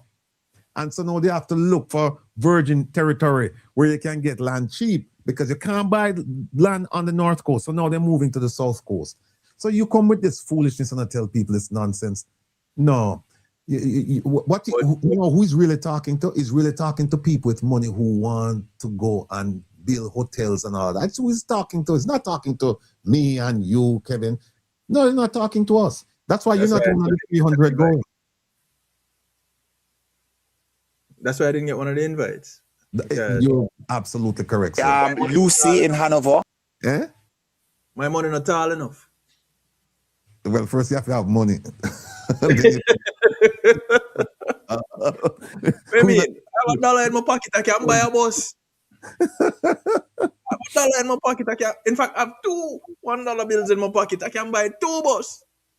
You know, Kevin. You see, you, Kevin. You're wicked, you know. You're wicked. Hold on, man. Here, Kevin, now come on. I'm in Malik now, you know. You might talk about bus. You might tell me to sell my bus, you know, right? Kevin not tell me to sell my bus. People don't believe that Kevin is telling me to sell my school bus. My school bus that is worth, according to an invoice for the purchase of 26 buses. We have that invoice. $19,000 for one of them, right?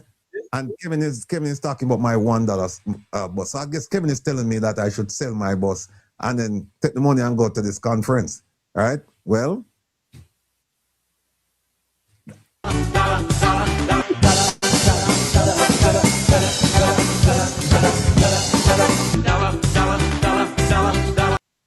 people, I'm going to keep my dollar bus.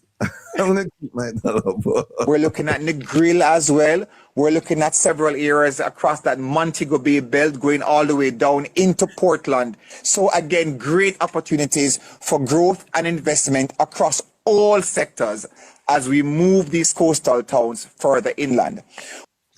Mr. B, you're right. Now, Kevin have no standing at all. But guess what? but guess what, Mr. B? You don't have none neither. And all the way in the sector, we don't have neither. We don't have no standing. And me and Kevin alone, nobody. We're also looking at new improvements to education and the greater use of AI and technology generally, building out STEAM schools. Again, you know, I know the diaspora has a passion for education.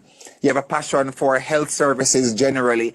And these are two of the key areas that we will need your collaboration. The diaspora also has a passion for digitalization. So when we speak about technology, AI, digitalization, there's a complete digital transformation that will take place in building a more climate resilient, a more modern Jamaica.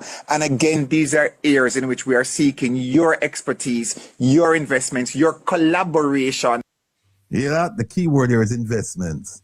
That he shrouded it with collaboration and this and that. It's investments. Expertise. It's investments because they don't want your expertise. They don't. You don't. You tell them, say you want to come to Jamaica and you want. How many, I'd like to know how many engineers said that, raise hands and say, we want to come to Jamaica and we want a job. And they were actually successful in getting a job. It doesn't work like that. It doesn't work like that. Money begets money. So you have to go down there with money. You can't go down there with skills and say, I want money. No.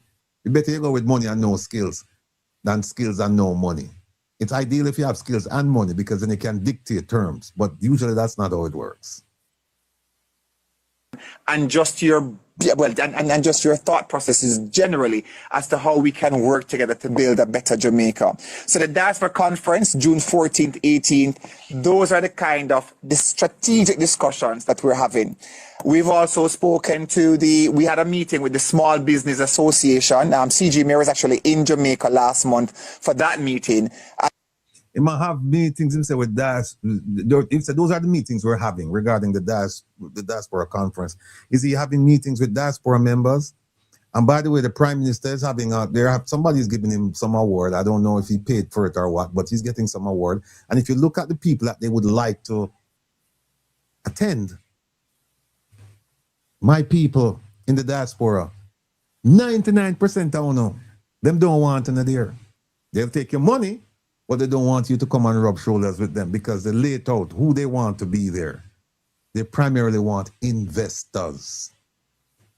They primarily want investors, not you. Not you sitting there looking at your bills on the dining room table, the kitchen table. Not you. Let me start this back, Kev. And we've asked them to send us a list of at least 50 projects that are ready to just take the shovel and go into the ground and start building, so that when you come to the conference, you will be able to see these 50 ready-to-go projects to say, well, I like this one, I like that one, I think I can partner with this one, I think I can partner with that one.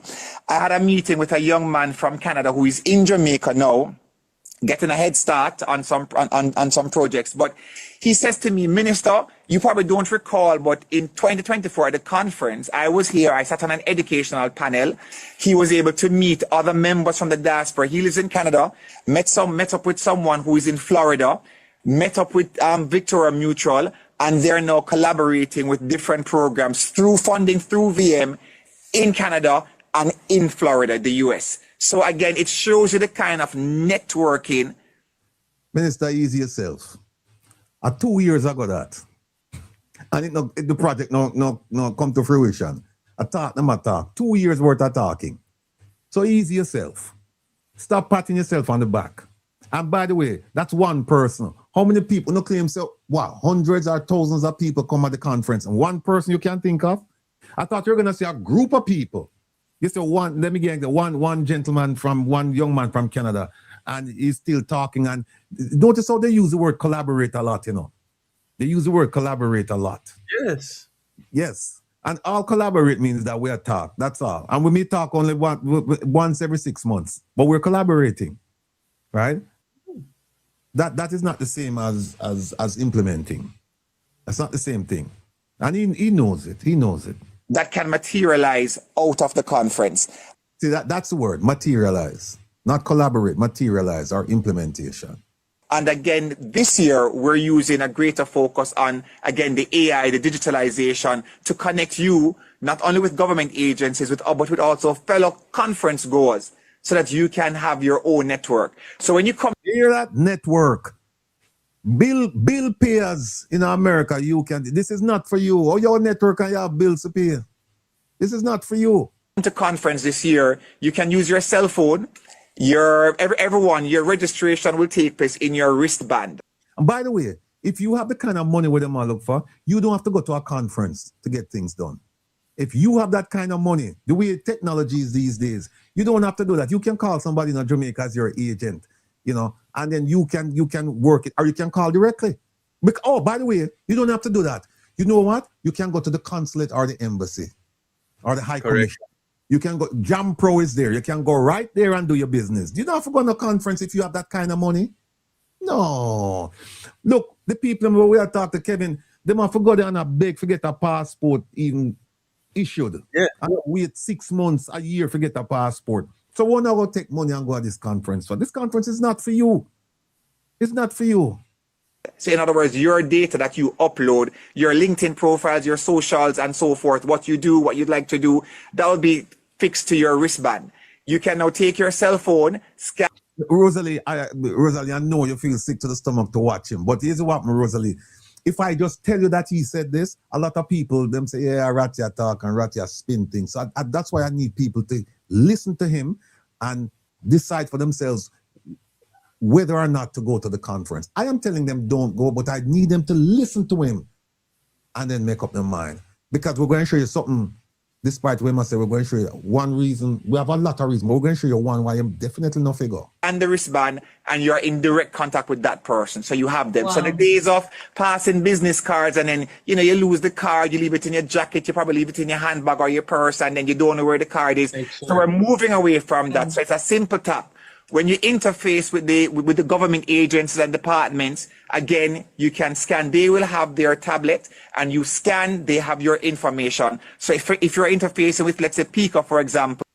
If you're concerned about personally identifiable information, PII, and NIDS, why would you want to go do this?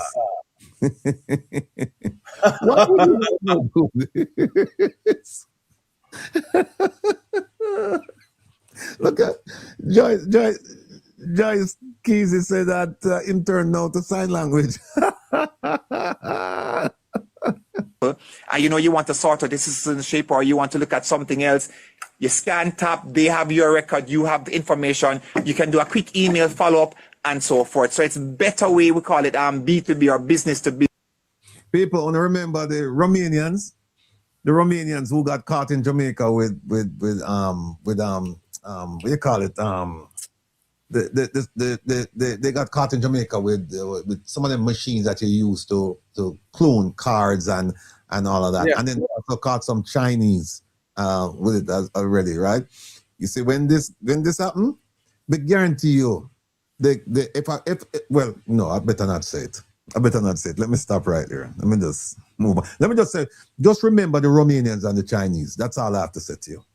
Business. Again, individual to individual, so you can keep in connect. You can keep connected in that way. So we're looking at great ways to increase the connection, and again, providing greater investment opportunities across a myriad.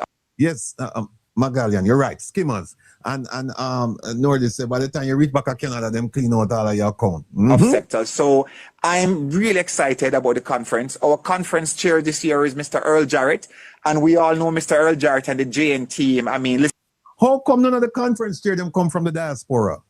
And it's a diaspora conference. How come? Last year it was last year the man at the things that was living in Jamaica, and this year is have somebody living in. How come we don't have the capability to run to chair a conference or anything like that? And I know I'm gonna say, oh, but it's to make the arrangements. Well, guess what? In this day of technology, you don't need to be physically present to do some of these things. You can do them Teams meetings or FaceTime or whatever. But this is exactly what he's doing right now. Yeah, thank you, Professor. Thank you.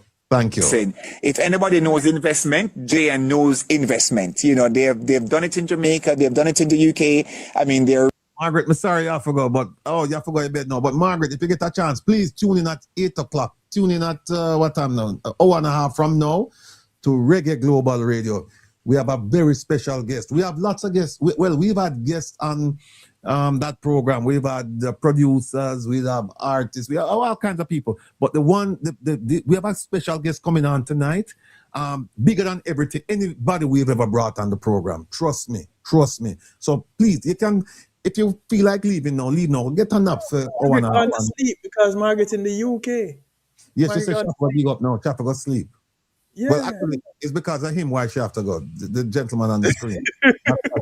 So she can't watch it. But all right, really a phenomenal company, and we're happy to be working with Mr. Jarrett and his team. And of course, you know, our heads of missions such as CG Mayor in Florida, we have Mrs. Corla Ban in Canada, and of course our ambassadors across the globe. They're all working as a part of a phenomenal team. So here I'm saying heads of mission. The head of mission is the ambassador, the high commission. That's the head of the mission, not the CG. The CG is a subordinate, and him sit down in the Ministry of Foreign Affairs and Foreign Trade. And again, we have our diaspora department here led by Director Blackwood and the team, again, just doing phenomenal work. So we're looking forward to welcoming you. The programs committee has started meeting, so there will be a draft program out shortly. Send it to me, please. Send it to me. Send me the draft program. I'm hoping that the draft program will be ready in time for the official launch. The official launch takes... No hope. If you send it to me, it will get done. Just send it to me, please, and then you have nothing to worry about. Send it to me. Place next week, and I can share with you here that we're meeting tomorrow. We have a sponsors breakfast again because people want to be a part of it. So I'm not sure if it's about maybe 25 or 35 sponsors, but they'll be on tomorrow morning for the breakfast meeting at a particular location to discuss ways in which they can leverage their business with the diaspora. You hear that? You hear that? I seldom try selling the things, you know. Them not try helping it. Them try selling the things. Conference. Again, you know, last conference we're talking about 18 different countries, almost 1,200 persons coming to Jamaica. I mean, if you 14 of them countries are in Jamaica. You can tap into that kind of network. Again, it's great. How are you laughing?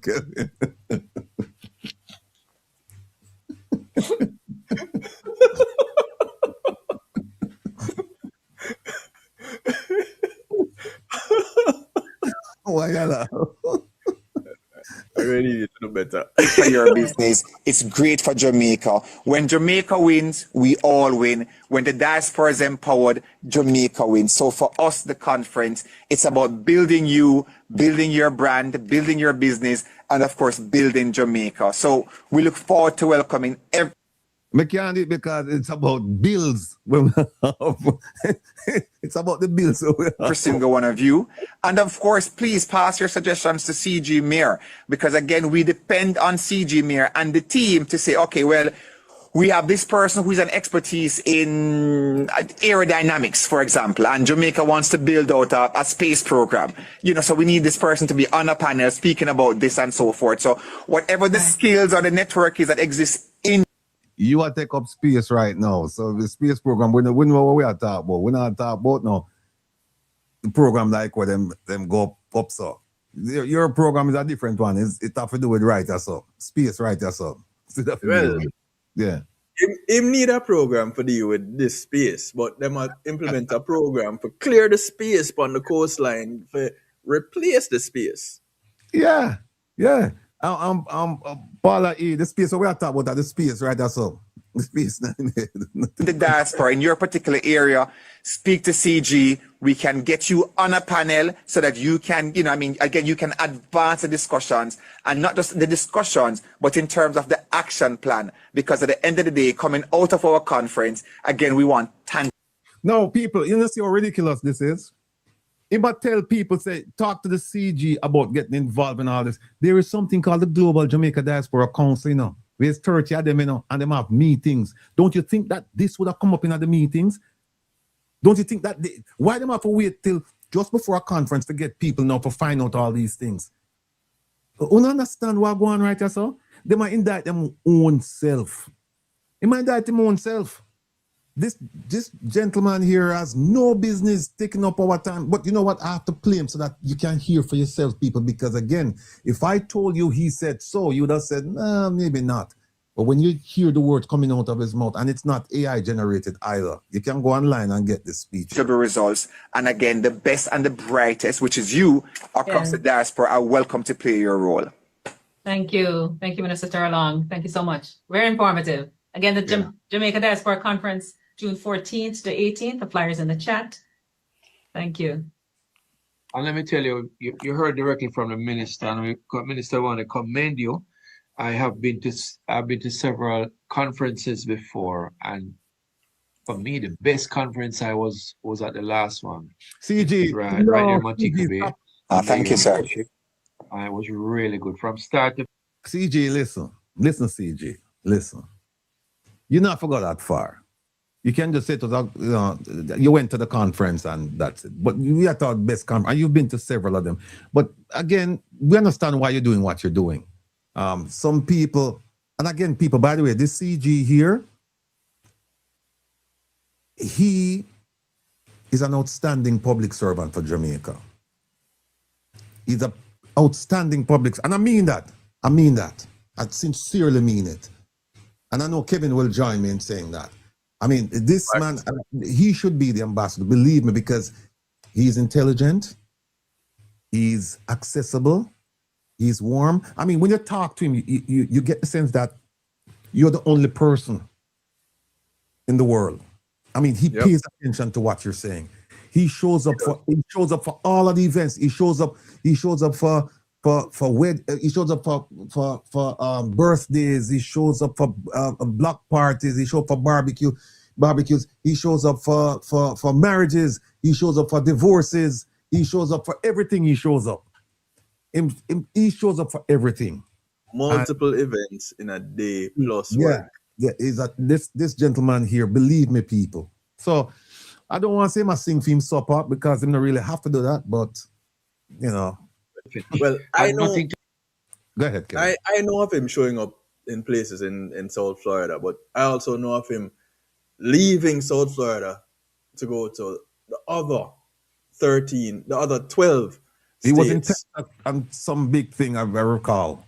Yeah, because he is responsible for the 13 southernmost states in the US, not just Florida. Yeah. So I know of him leaving South Florida to go to other events in other states in the South. Yeah. Yeah. All right, go on, sing. You know, the fact that I led one of the panels. I hosted a TV show. Of course it was. Nothing to do with that fact. All right, CG, you see that? Now that you just admit that you hosted one of the panels, I go reach out to you and ask you what resolutions you guys came up with, and we need a report so that you can make it now to the June conference. We're not gonna ask you that. Where's the paper trail? What did you do? You say you sat on the thing. We hope it wasn't just about talking. We hope. But no, just the energy, great energy from start to finish. Yes. Get there early in the morning. There were activities right up tonight. There was great entertainment packages in the night. The hotels, you go over, you relax in the evening. I carried on the family. Get to have dinner with them in the evening, swim with them in the morning, and come over to the conference, meet people. People say hotel packages. Hotel, you go hotel. Give me the hotel thing, please. Let me show my people them something. Hold on there. Yeah, in the diaspora. Okay, hold on there. Wait there.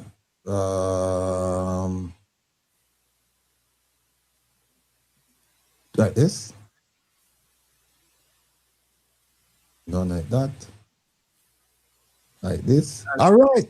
What I can say is I had missed the packages. I had missed that whole section about the packages. I saw the hotels, but I didn't see the packages that they were offering. And so, Provost, if you will. Yeah, hold on there. What go on now? Hold on there. Your browser has blocked your screen. It attempts to reload. Hold on a second there. It's a browser block your screen. Oh, well, I'm gonna move this and see what happens. All right, let me go back. Now try share the screen. Get it up there. Oh. Okay. I get it. Okay. You see how Kevin, you see how the professor work though. OT, you remember when I tell you this man don't work. All right, so don't blame me. In freedom, make him do it himself. And that's Kevin though. That's so when me do it to you, just ease yourself. All right? People, the CG, a very nice man, very accomplished man. He mentioned the hotel, saying that, you know, you go to the hotel and you relax and they had this and they had that. All right. For all of you with bills on the kitchen table, dining room table, and you want to go to Jamaica, here is the hotel package that they've prepared for you. Here it is. All right. The first one, Iberia Star. Oh, by the way, well, I need the Kevin's favorite color to really highlight some things. It is right. It's special delegate only rates. So I don't know if that includes all of you from New York who want to go and Washington, or if you're a delegate. I don't know. It's a special delegate only rates. So I don't know if you're an attendee, if you're a delegate. But hold on. The other flyer has the type of the groups or people from the type of groups that they want, right? Oh yeah. That's the one for the Prime Minister you're talking about. Is that the one that has it? No, yeah, the one, the advertisement for the Prime Minister. But let me go through because the CG just went to the hotel. So let me deal with the hotel piece here first. Yes, All right, so special delegate only risk. All right, look at this, people. Iberia Star. All right. No, we have to big this up because I'm not going to believe this. All right, let me start with Iberia Star. All right, here it is. All right, what we know? Where are we?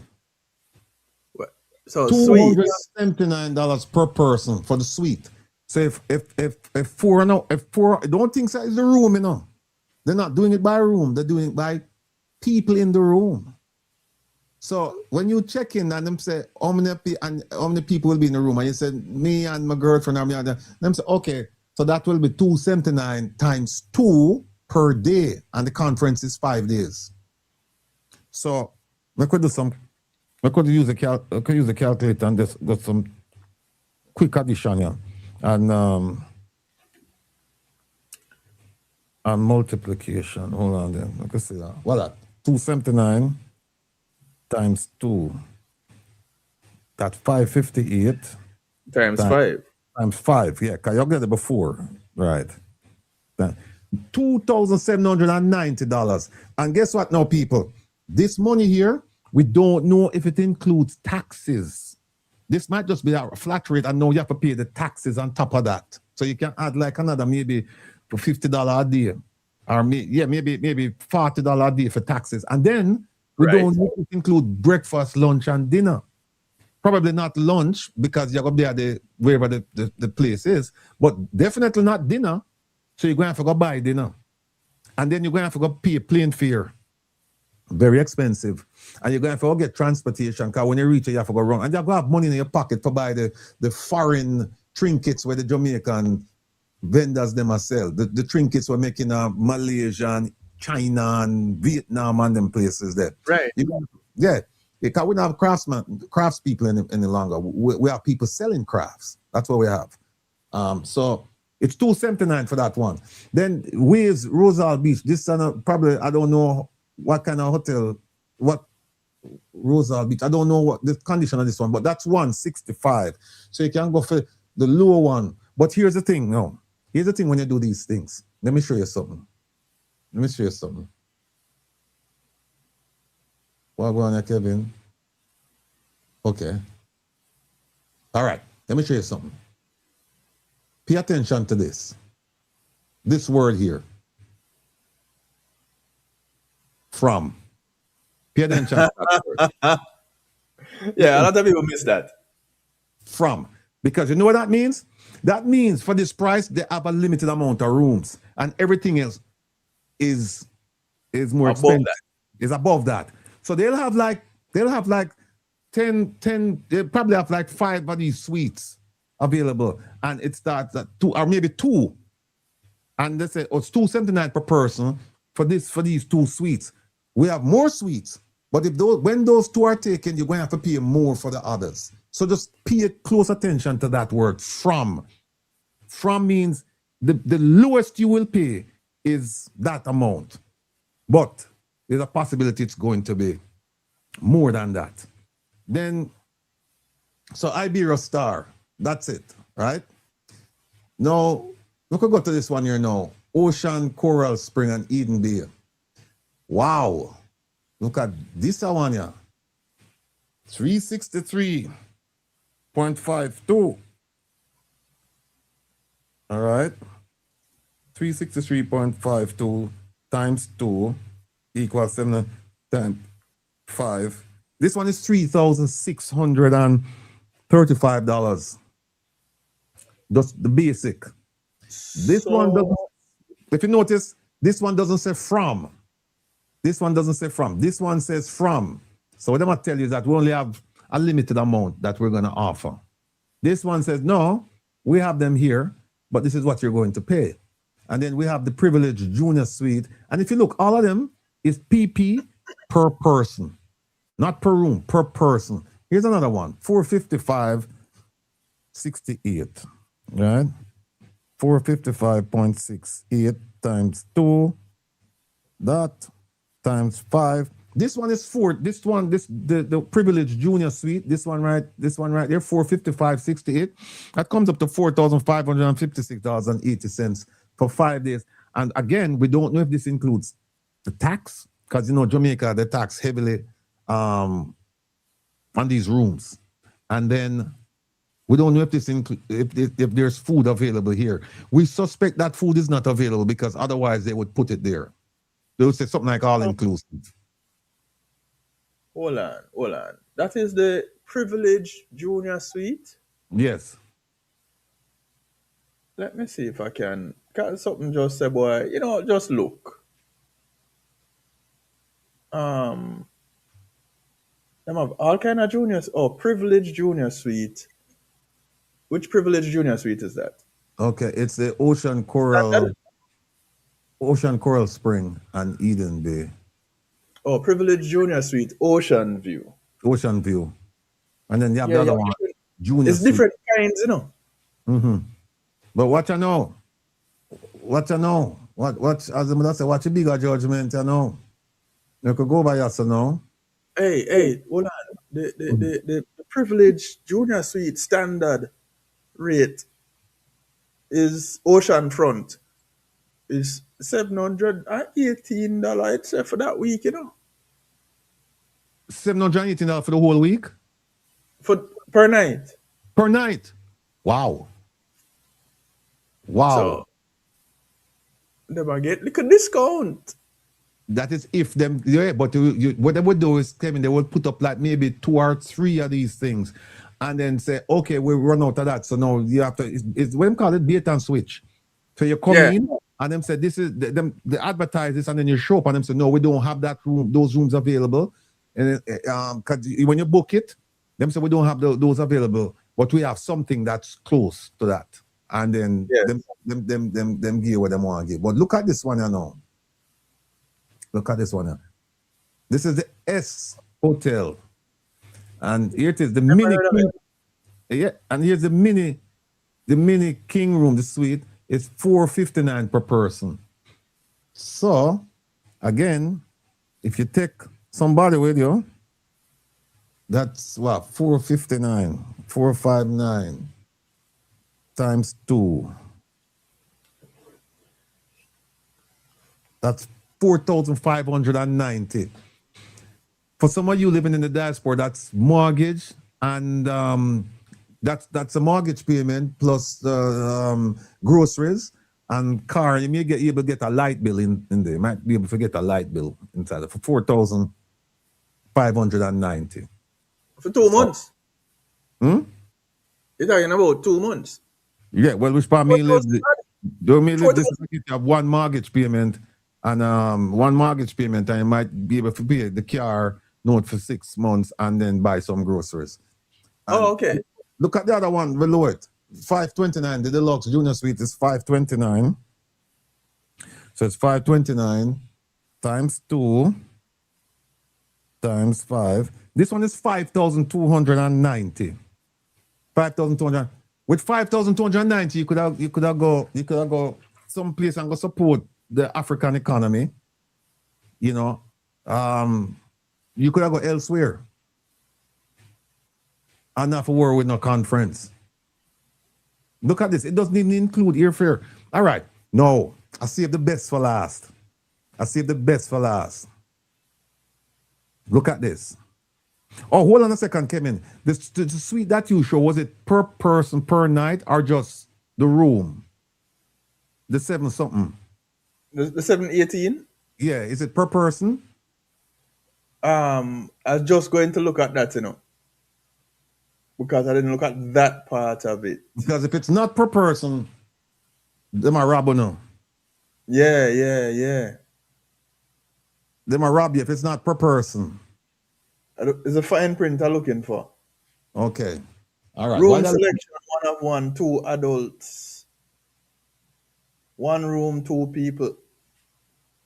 So, if them a give a room rate for 2 people at 718, how them people are get? No, sir. No.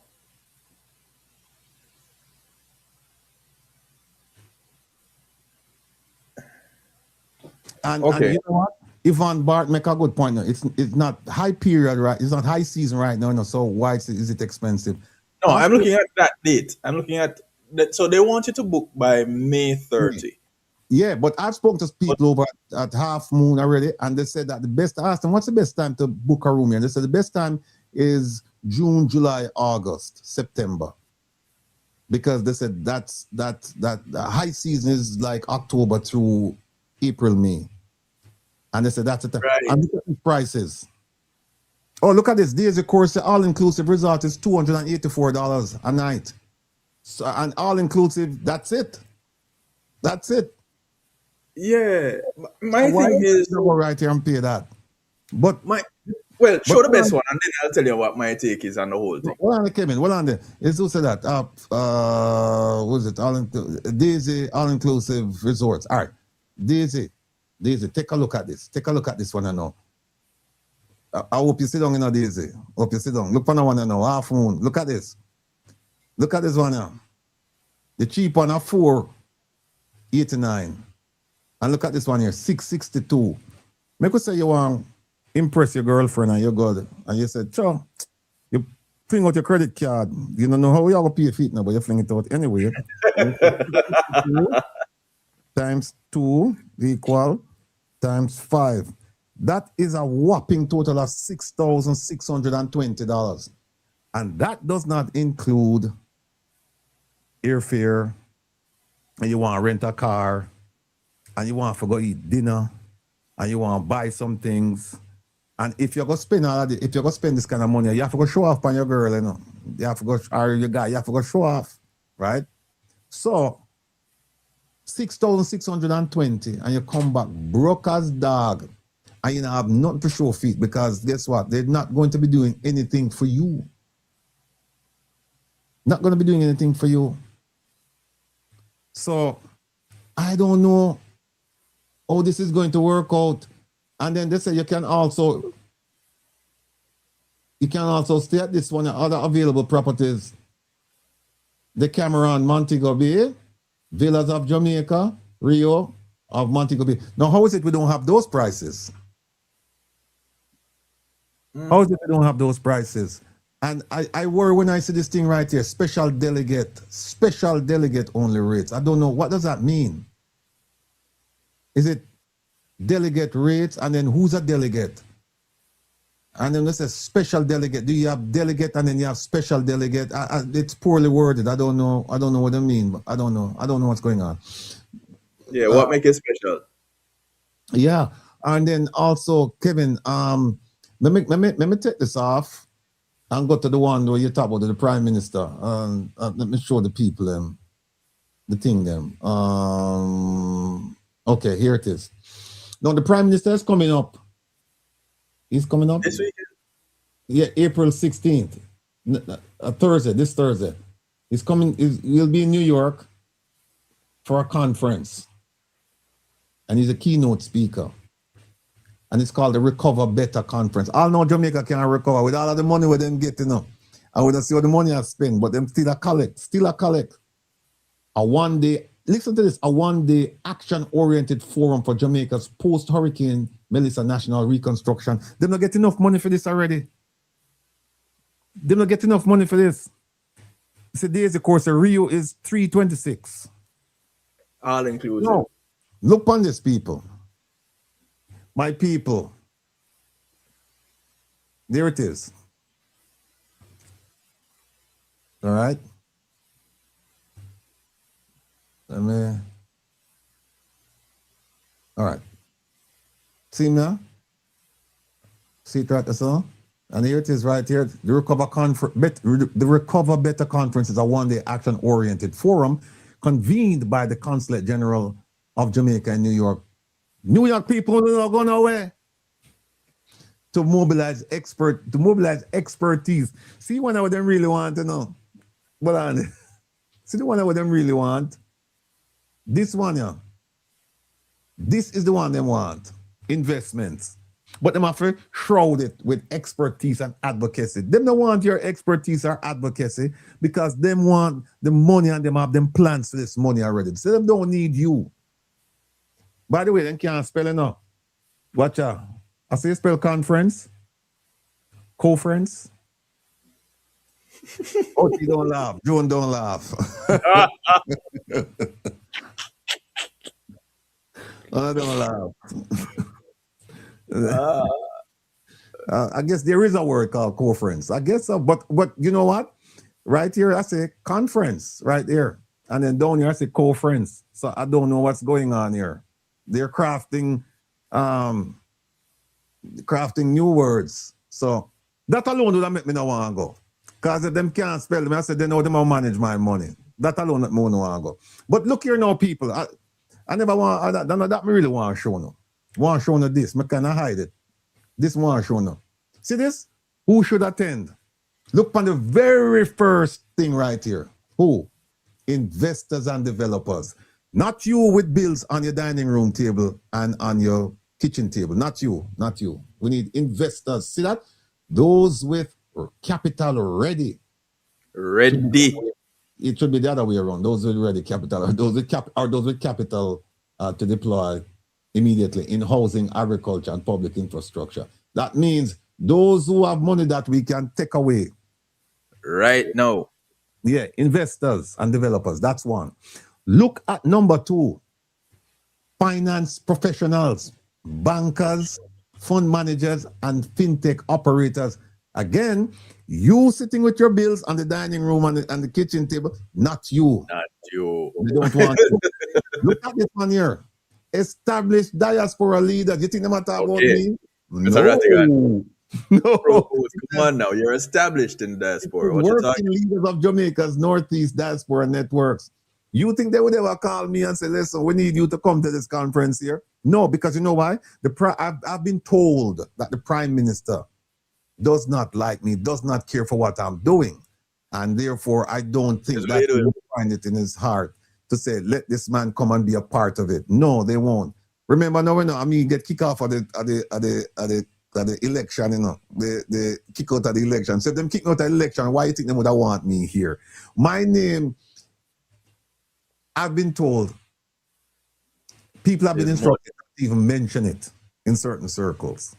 Not to even mention it. So there you go. And people have been told not to come on this program and on the Wednesday program. Told not to come on the program. So, all right, we can move on. Oh, by the way, established diaspora leaders if you're sitting down, if you're gonna sit down later and look at your bills on your kitchen table and your dining room table, you're not part of the established diaspora leaders that you're looking for. They're not looking for you. Here's another one. Professionals, engineer, architect, educators, and agronomists. These are the people that them need for do these things right here: housing, agriculture, and public infrastructure. But guess what? They put that there. What's that? Bait and switch, because they don't want you. Because guess who? Guess what? Them have them friend in Jamaica. Them have them engineer friend in Jamaica. Them architect friend in Jamaica. Them educators. So them do this for lure you in, and they put the money in, and then the money go and go to them and them friend. This money, this what they're looking for is this is a fundraiser. That's what this is. This is. Don't go there thinking that, oh, they want me. They don't want you. They want your money. Just keep that in mind. And here's another one. CSR leaders, those who can look at this, those who can direct capital, meaning people who can steer funds. So we can introduce somebody in my network who's a millionaire, multimillionaire, and said to him, say, listen, let's go here and put some money in Jamaica. This is what this is about. This, my people, he's coming here. And you think he would have said, all right, let the diaspora come in and let's talk. No, they don't want you there. This is not for you. This is not for you. Listen, my people, I hope that today has been a real education for you, as it has been fun for us to impart that information to you, because a lot of work goes into these productions, but we don't view it as work. It's a labor of love. We love what we're doing, and we will continue to do these things. And believe me, I take pride in saying I work with a no, I wasn't going to say fantastic, but that would be a Jamaican pronunciation. I work with a fantastic team of people.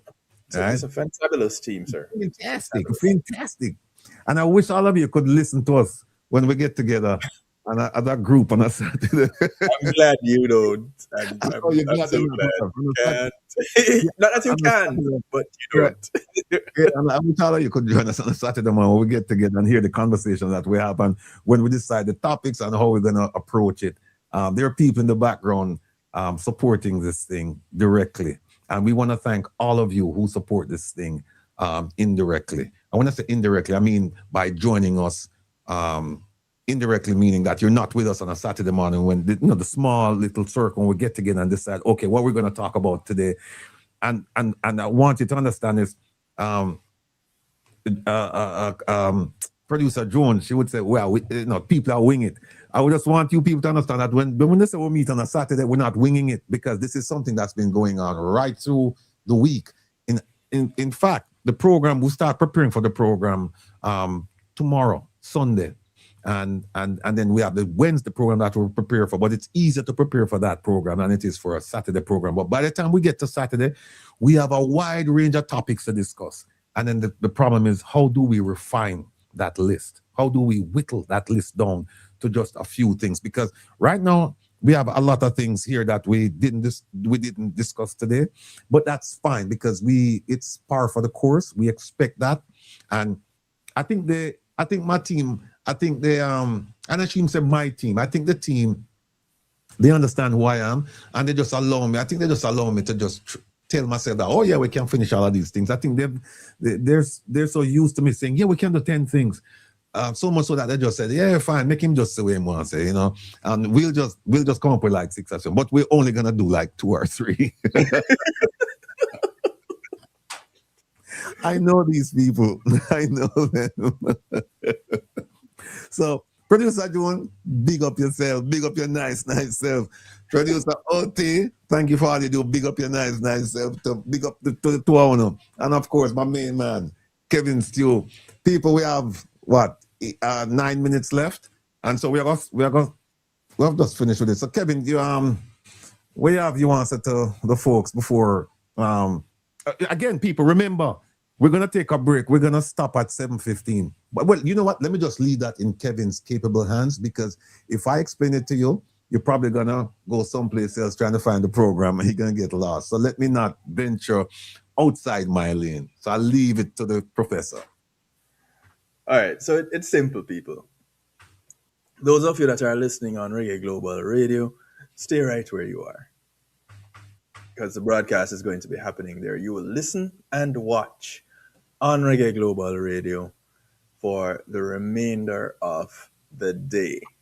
Whether it doesn't really matter where you are. Some people, them day just about ready to end. Over in the UK, there they just started. So stick around. Coming up at 8 o'clock. It is, I don't even know what to call it, but it's a rebellious stew, or is a stew rebellion? I don't know.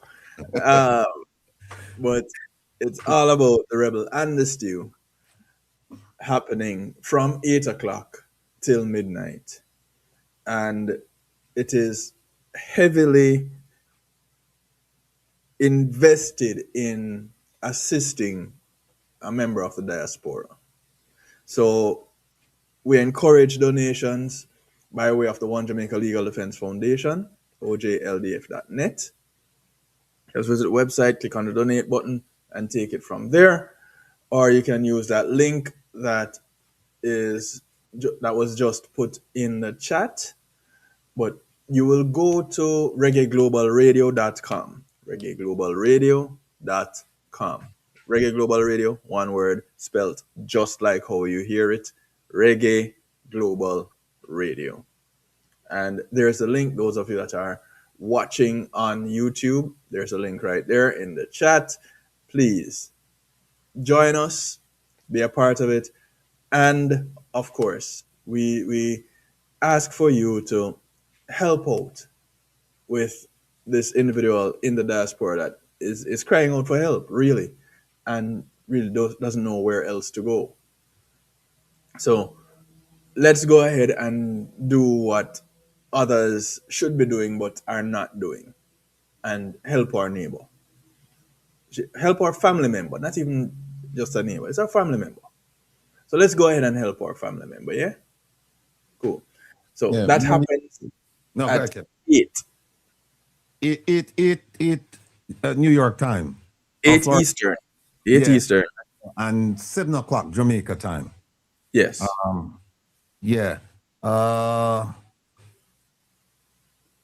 to bed etymology. Go to bed etymology. Do you guys heard about the Jamaica student nurses in Cuba? Sir, no, we haven't heard anything, and we're wondering what's going to happen with the people, with the Jamaicans studying in Cuba. Will they be sent home? We don't know. That's something that we're going to have to explore. But thanks for bringing it to our attention. Again, folks. We weren't planning on doing a fundraiser until like a day ago that we were approached, and this is to benefit one of us. And it could, as I said, they but for the grace of God go I. It could be you. And we need to pool our resources, come together and assist in times of need like now. This is what the Global Jamaica Diaspora Council should be doing. It's not doing it. The government said it would also do it. It's not doing it. We need to step up to the plate and do it and show them that we can do it. And as a matter of fact, God willing, at some point in time, the Global Jamaica Diaspora Council will be run by diaspora members. It will be registered as a 501c3, and it will be doing the things that other diaspora organizations are doing, e.g., the Nigerian diaspora, the Irish diaspora, the Israel diaspora. They take care of their own. And when I say take care of their own, people have a need, whether it's a legal problem, social problem, medical problem, what they can go to them and say, listen, we need some help. And they may not give them everything, but at least they can offer some relief. We are going to step into that role tonight. And we're going to be asking you as we go through the musical extravaganza that you need, we're asking you to make a donation. If it's $5, $10, $20, $100, whatever you feel comfortable. Because again, we know that you have bills sitting on the table, dining room table, but think about it. It will be better for you to spend a $20 here and not go to Jamaica and then can take care of some of your bills. Those of you planning to spend $6,000 for a hotel room, no. Drop our money in the tail and make we help out one of our own, and then you pay some of the bills where you have a pile up on the thing, right? And all of us, yours truly included. We have bills sit down on the dining room table. I have them sit down on my dining room, on my kitchen table right now. I have to make the payment. So that's where we are. So please, 8 o'clock, Reggae Global Radio. Not Reason with Rattigan, Reggae Global Radio. Come over to Reggae Global Radio, the place where we have fun every Saturday night. Please.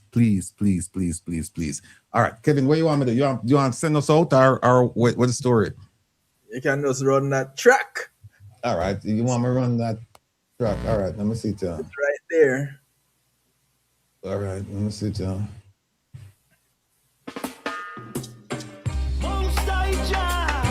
Guide us now, yeah. Our people need to see the light. Burn it up bright. We will fight for the people every day. Risk of life for the people every day. Get criticized for the people every day. Defending your rights, I saw you stay. We'll fight for the people every day. Risk of life for the people every day. Get criticized for the people every day. Defending your rights, I saw you stay. Step from him, step up all eyes on him.